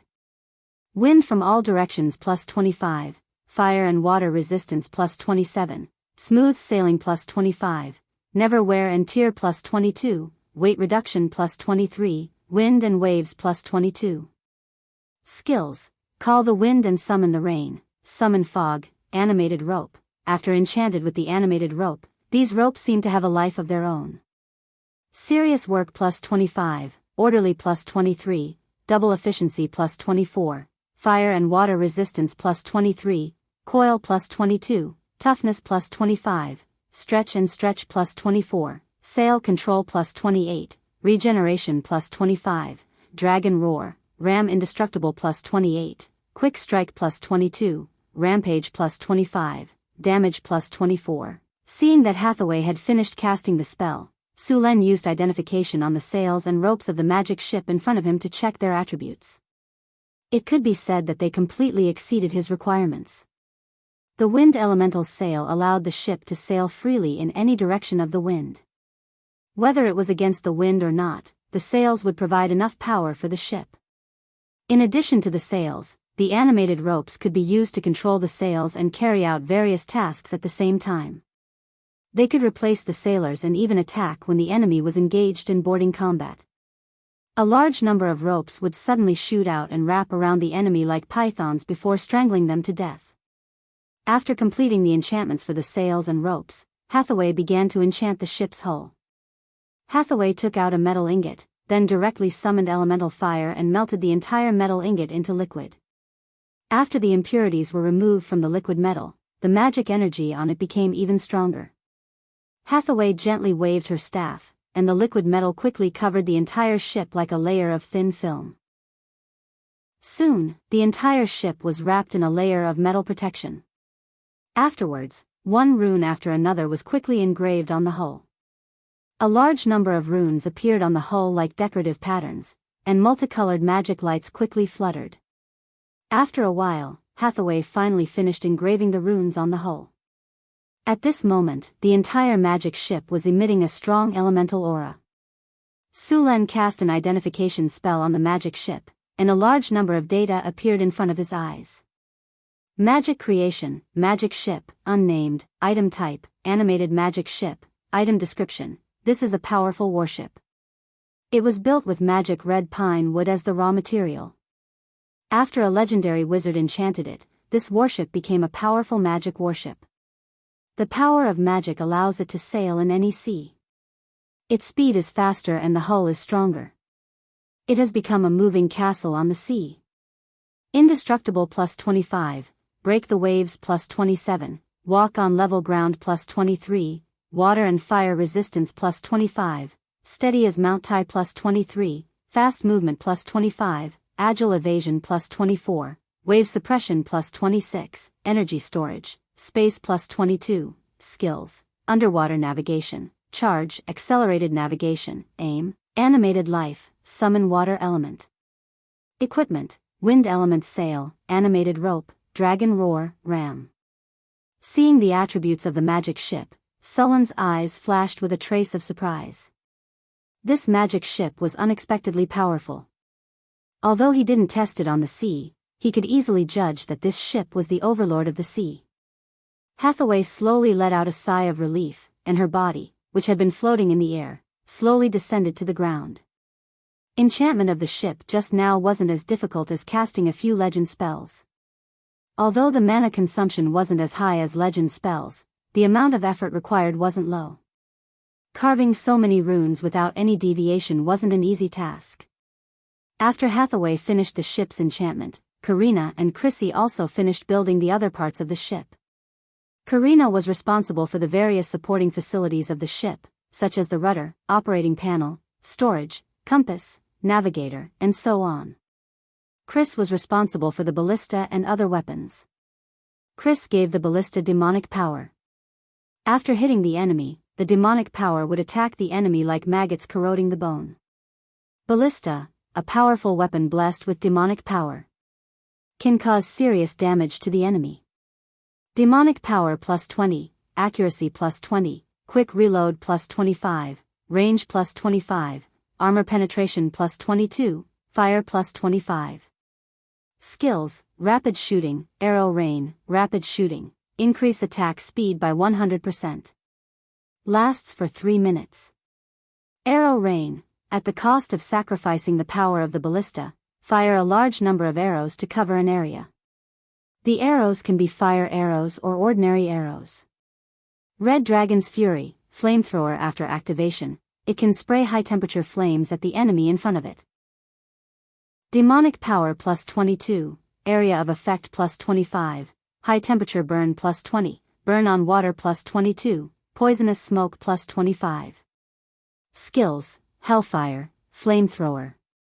Hellfire, because of the demonic power, the Red Dragon's Fury can summon Hellfire when activated, causing great damage to the enemy. Flamethrower, accumulates power for 1 second and then suddenly explodes. Can double the range of the flamethrower. In addition to these equipment such as compasses, astrologers, and binoculars were also enchanted with various spells such as Fog Insight, Direction Guidance, and Eagle Eye. These equipment allowed the magic ship to deal with all kinds of situations. The magic ship was finally completed after everyone's joint efforts. The combat power of this ship could easily destroy a fleet. Hathaway cast life animate on the ship, and the magic ship had a basic consciousness. Su Len and Hathaway left their soul imprints on the magic ship. P.S. What's a good name for this ship? Chapter 567. On the blue sea, several seagulls were flying in the sky. On the surface of the sea, a huge ship was sailing through the wind and waves. Su Len was wearing a pirate captain's three-brimmed hat. He held a telescope in one hand and hugged Chris in the other. He was commanding the ship in high spirits. On the calm surface of the sea, the ship's sailing speed had reached 35 knots. If he used a skill, the speed could easily reach 50 knots. In this era, even magic ships couldn't reach such a high speed. Su Len even tried the weapons on the magic ship. Those ballistae could easily shoot 500 meters away. Under the operation of the animated ropes, they could shoot 6 times per minute. After activating rapid fire, the firing rate could be doubled, reaching an astonishing 12 bolts per minute. This magic ship had a total of 24 ballistae, which could still shoot 288 bolts per minute. Such a high firing rate could completely turn a ship into a hedgehog. Compared to the bolts, the flamethrower of the Red Dragon's Fury was more powerful. The range of the flamethrower was only 50 meters, but the surface area of the flamethrower was 1,500 square meters. Su Len tested it on an ordinary ship. In less than 10 minutes, the flamethrower completely ignited the entire ship. Moreover, the flame of the Red Dragon's Fury could burn on the surface of the sea. When it burned, it would release poisonous smoke. Its lethality was very strong. After speeding on the surface of the sea for a while, Su Len let the ship slow down. The entire magic ship didn't need sailors to operate it at all. Those animated ropes could complete all kinds of movements. Following Sullen's order, the magic ship suddenly shook slightly. Then the deck of the ship began to move. An invisible force appeared around the ship. The surrounding seawater began to enter the ship. The entire magic ship quickly sank to the bottom of the sea. In less than a minute, the ship disappeared from the surface of the sea. On the bottom of the sea, Su Len looked around. The bottom of the sea wasn't dark. A layer of light blue energy shield wrapped around the entire ship. The seawater was separated from the ship, and the surroundings exuded a layer of gloomy luster. From the magic ship, one could clearly see the surrounding seabed. In addition to separating the seawater, the energy layer around the ship also had a concealment function. From the outside, there was nothing in the seawater. The speed of the magic ship at the bottom of the sea was slower than on the surface, but it was more than enough for a sneak attack. At this moment, he was completely surrounded by light blue seawater. It was as if he was in a crystal palace. It was very beautiful. Su Len was overwhelmed with excitement. He pulled Chris here to play a game of 2, and then let the boat float. After playing in the sea for almost a day, Su Len tested all the abilities of the magic ship, and then sailed the ship back. The only regret he had was that there was not even a single pirate ship in the surrounding sea, let alone a merchant ship. This made his idea of fighting a naval battle completely fail. After returning to the deepwater port, Su Len and Chris returned to the land. As for the magic ship, it directly sank to the bottom of the sea and slept. It would only wake up again when Su Len or Hathaway summoned it. This kind of sleep was also a way for it to accumulate energy. The magic ship was not equipped with an energy source like the elemental pool. After all, it would cost too much to move the elemental pool onto the ship, and it would be easily damaged. Therefore, Hathaway used another method, similar to a battery. The magic ship had a special conversion array that could absorb the energy in the sea, convert it into elemental energy, and store it. Usually, it would not consume energy when traveling normally. It would only consume energy when casting spells or in a state of battle. Under normal circumstances, the ship could fight for about 2 days when it was full of energy. When they arrived at Deepwater City, the whole city was in full swing construction. The shipyard on the island in the middle of the Red Sand River had been completed. This shipyard covered an area of 30,000 square meters and had a total of 6 docks. The shipyards of this era had not formed the kind of closed docks yet. Many of them were directly built by digging a pit. Sulan made a lot of improvements when the shipyard was built. The largest dock in this shipyard was 70 meters long, and it could build a merchant ship with a displacement of up to 2,000 tons. This kind of ship had a large cargo capacity and could carry a lot of food and water for long-distance voyages. It would take about a month to sail from the eastern continent to Deepwater City. If they went to a farther city, it would take even longer. There were not many islands along the way from here to the eastern continent, so it was necessary to prepare enough food and water. This kind of merchant ship with a displacement of 2,000 tons could transport 4 or 5 times more goods than ordinary sailing ships. The smallest of the 6 docks in the shipyard was only 30 meters long. It could build small merchant ships. In addition to these merchant ships, warships could also be built here. In fact, the difference between merchant ships and warships in this era was not too big. Many pirates drove modified armed merchant ships. There were often conflicts between pirates and navies. The navies could not rely on their ships to gain an absolute advantage. Sometimes, pirates would take the initiative to attack the navies. The biggest difference between a merchant ship and a warship was the shape of the ship. In order to transport more goods, a merchant ship would increase its width when it was built. On the other hand, a warship was different. In order to pursue the enemy at a faster speed, a warship was generally built to be more slender. Such warships were usually faster than merchant ships, but the armed merchant ships modified by the pirates were not slower than the warships. Another difference was that the wood used for warships was teak or other high-grade wood, which was rarely used by merchant ships. Warships made of wood such as teak were usually more sturdy. In naval battles in this era, rams were often used. Rams could be said to be the most powerful means of attack in this era, other than magic ships. Many times, a high-speed ship could rely on rams to directly break another ship in half. If the wood used for such a violent collision was not up to standard, it was likely to cause serious damage to the warship. The pirates' favorite way to fight was to jump ship. This kind of battle allowed them to better preserve their goods and ships. It was said that the pirates in the southern seas had used this method to seize many warships. Compared to the navy, pirates were even more insane. Under normal circumstances, pirates preferred to use human wave tactics. Often, there would be dozens or even hundreds of pirates on a pirate ship. Chapter 568. The shipyard on River Heart Island was currently building a warship and an armed merchant ship. The merchant ship was progressing faster. Most of the craftsmen were from northern town. They had only built inland watercraft before and had never built a ship before. In order to build the ship, Sulan specially hired some old craftsmen from the southern sea at a high price to guide them. Just like that, the framework of the shipyard was set up. After the 2 ships were completed, Sulan planned to form an exploration caravan to explore the sea route in the east. The trade route did not have to be developed after Deepwater City was built. In fact, as long as the port was completed, they could explore the trade route. While building, they could conduct trade. Sulan strolled around River Heart Island. When he went to eat, he bumped into sailors who had just completed their sea training. These sailors all looked pale, their hair was messy, and their bodies were filled with a sour smell.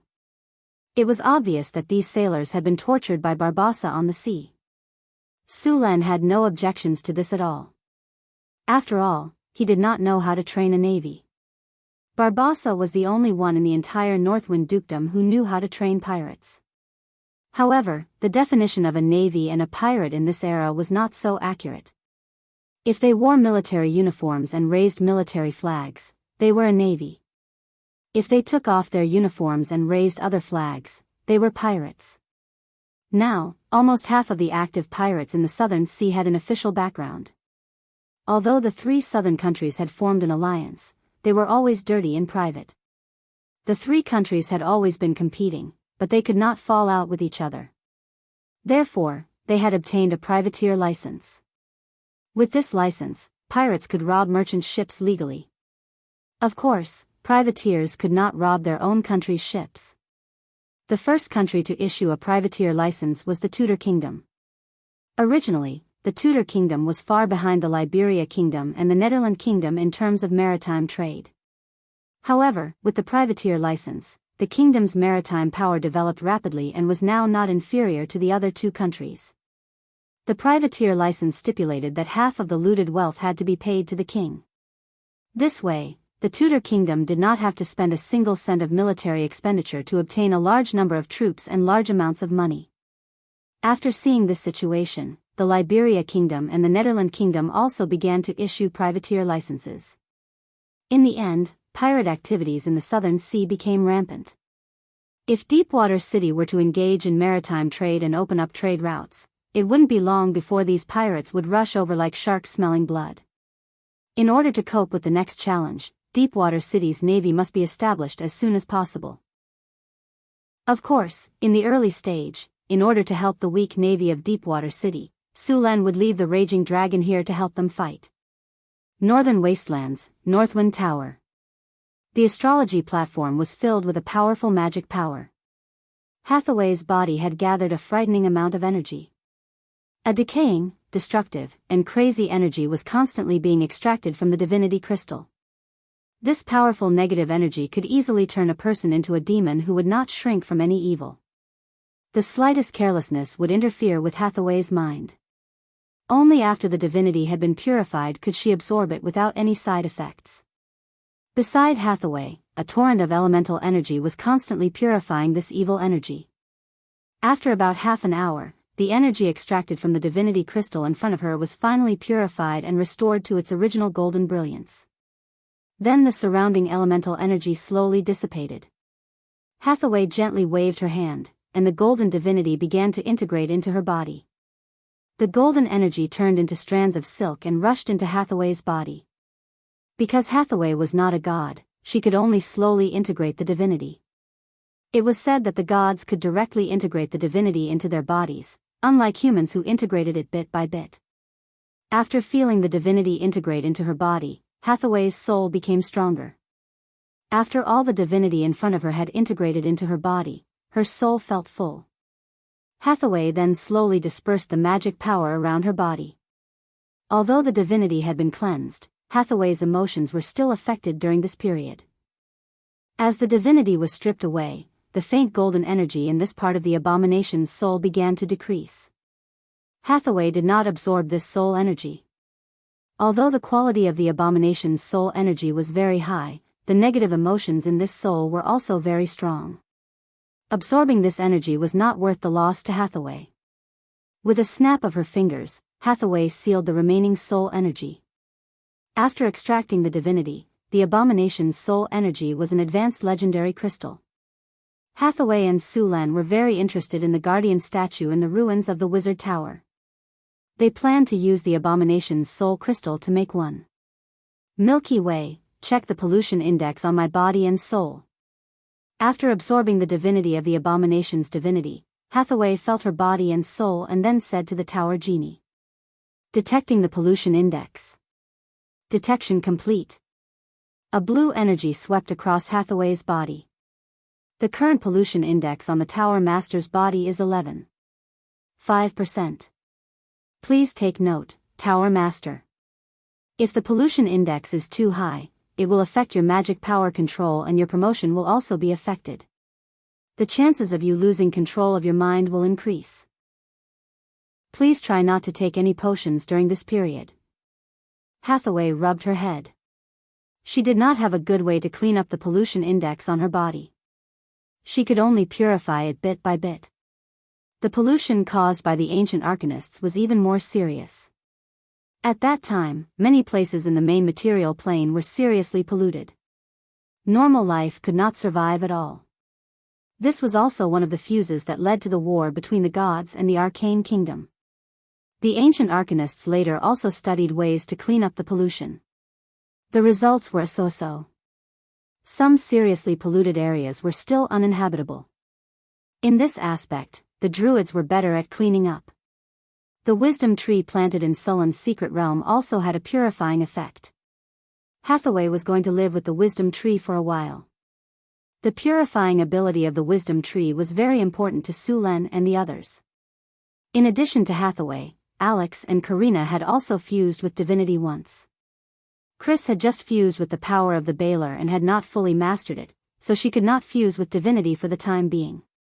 Phyllis was not strong enough and her soul power was not strong enough. If she forcibly fused with divinity, her mind would be affected by the divinity, so she did not fuse with it for the time being. Fusing with divinity required at least the strength of Tier 4.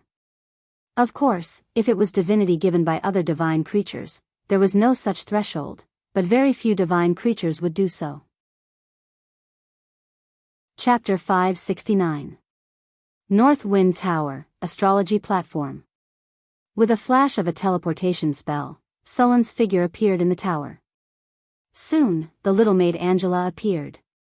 When she saw Sulen, she bowed slightly. "Master, you're back." Sulen smiled and rubbed her little head. "You're here today. Where's Hathaway?" The half-elf maid Angela smiled. Sister Hathaway went to stay at the wisdom tree for a few days. She said that the pollution in her body was a bit high, so she went to purify it. Okay. Sulen nodded. He knew that Hathaway had just fused with the divinity. Who's at the wisdom tree now?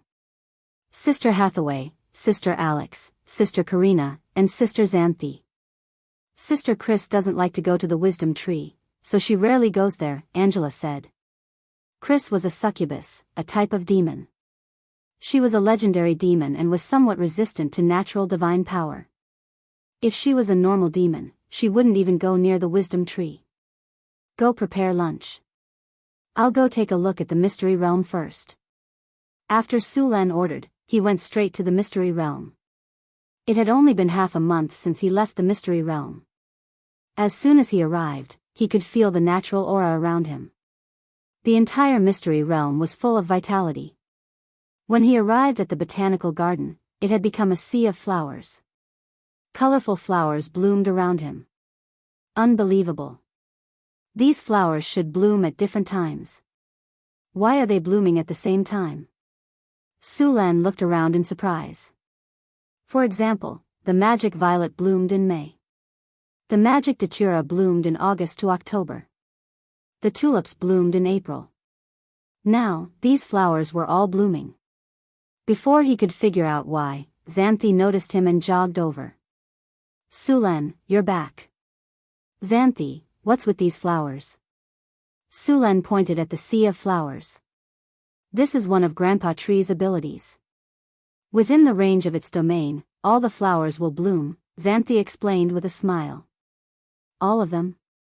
Won't it affect these plants? Sulen asked in surprise. They won't. These plants will be the same as normal plants. They won't be affected. Sulen nodded. That's good. Did you plant all these flowers? That's right. I asked elder sister Alex for these. Her elder sister winged people helped me collect the seeds. Then, we planted them together. Look, this is a devil's snare, this is a Japanese rose, and this is a lilac. There are some over there that haven't been planted yet. Sandy pulled Sulen and said excitedly. Isn't it beautiful? Yes, it's like a dream garden. Sulen rubbed Sandy's head. By the way, come with me. Xanthi seemed to have thought of something all of a sudden. She pulled Sulen and ran in another direction. Soon, the two of them arrived at the empty space behind the sea of flowers. There were more than 10 square wooden boxes placed neatly on the empty space. There were also bees the size of a thumb flying around them. This is... Sulen looked at the beehives in front of him in surprise. Hee, what do you think? These are my bees. Sandy said proudly.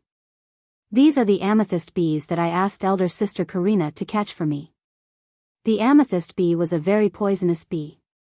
An ordinary amethyst bee was the size of an adult's thumb. Its sting was very painful. There was also poison on it that could cause paralysis and weakness. In the wild, even the dire bear wouldn't dare to steal the honey of the amethyst bees. These amethyst bees were very dangerous. The challenge level of a swarm of amethyst bees in the wild was around level 11. Without professional means and tools, even a grand knight would have to take a detour if they encountered a swarm of amethyst bees. If they were surrounded by the amethyst bees, they wouldn't be able to withstand it. These bees were very dangerous, but the honey of the amethyst bees was very good. The taste of the amethyst honey was sweet, sweeter than cane sugar. Also, the amethyst honey had a special effect. It could be used to detoxify, make magic potions, and of course, be consumed directly. The biggest effect of the amethyst honey was to slow down aging. The amethyst honey's price was usually 500 kinnar per 100 milliliters. Of course, this price was basically priceless. There was very little amethyst honey on the market. Basically, it would be bought as soon as it appeared. Only a few auction houses would sell it, but the price would be much higher than 500 kinnar. The effect of the amethyst honey was not constant. It was different from the flower honey collected by the amethyst bees. Normal flowers were naturally not as good as the flowers of magic plants. The amethyst bees in the wild mostly collected normal flowers. Only a part of it was from magic plants. However, the amethyst bees in front of Sullen's eyes were all from magic plants, so the effect was naturally stronger. Since the amethyst honey was so effective, of course, many people wanted to domesticate it. However, the amethyst bees were wild and hard to tame. Only a few wizard organizations had domesticated a few. Most of the time, they would set aside an area to breed the amethyst bees, and then forcibly collect the honey. You tamed these amethyst bees? Sulen asked as he looked at the amethyst bees flying around. Yeah, Sulen, look, these amethyst bees are very obedient. Sandy giggled, and then her body began to dance like a butterfly. The amethyst bees around her also began to dance with her. All the amethyst bees were obediently dancing with Sandy's fingers. This is your ability? Sulen looked at Sandy with surprise. Yeah, what do you think? Am I powerful? The little girl said with a proud face. Her expression was almost saying, praise me, praise me, praise me. Sandy, you're so powerful. Sulen nodded. Hee, Sister Alex, Sister Karina, and Sister Hathaway taught me this, Sandy giggled. They taught me how to control my own power, and then I learned how to tame these amethyst bees. By the way, Sulen, here's some amethyst royal jelly. I saved a jar for you. Sandy suddenly remembered something, and then she pulled Sulen to a beehive.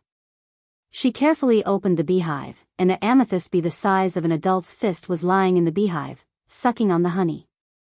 Sandy gently pointed her finger, and a strange power spread out from her body. She then took out a glass bottle and carefully took out the honey from the beehive. When the glass bottle was full, she closed the beehive. This is the amethyst queen bee's royal jelly. Because it's the amethyst queen bee's food, you can't take too much. If you want more, you'll have to wait until next month. Sandy then handed the glass bottle full of amethyst royal jelly to Sulen. You're tuning into the Carefree Valley YouTube channel. Don't forget to subscribe and join us on this journey to catch the most captivating stories.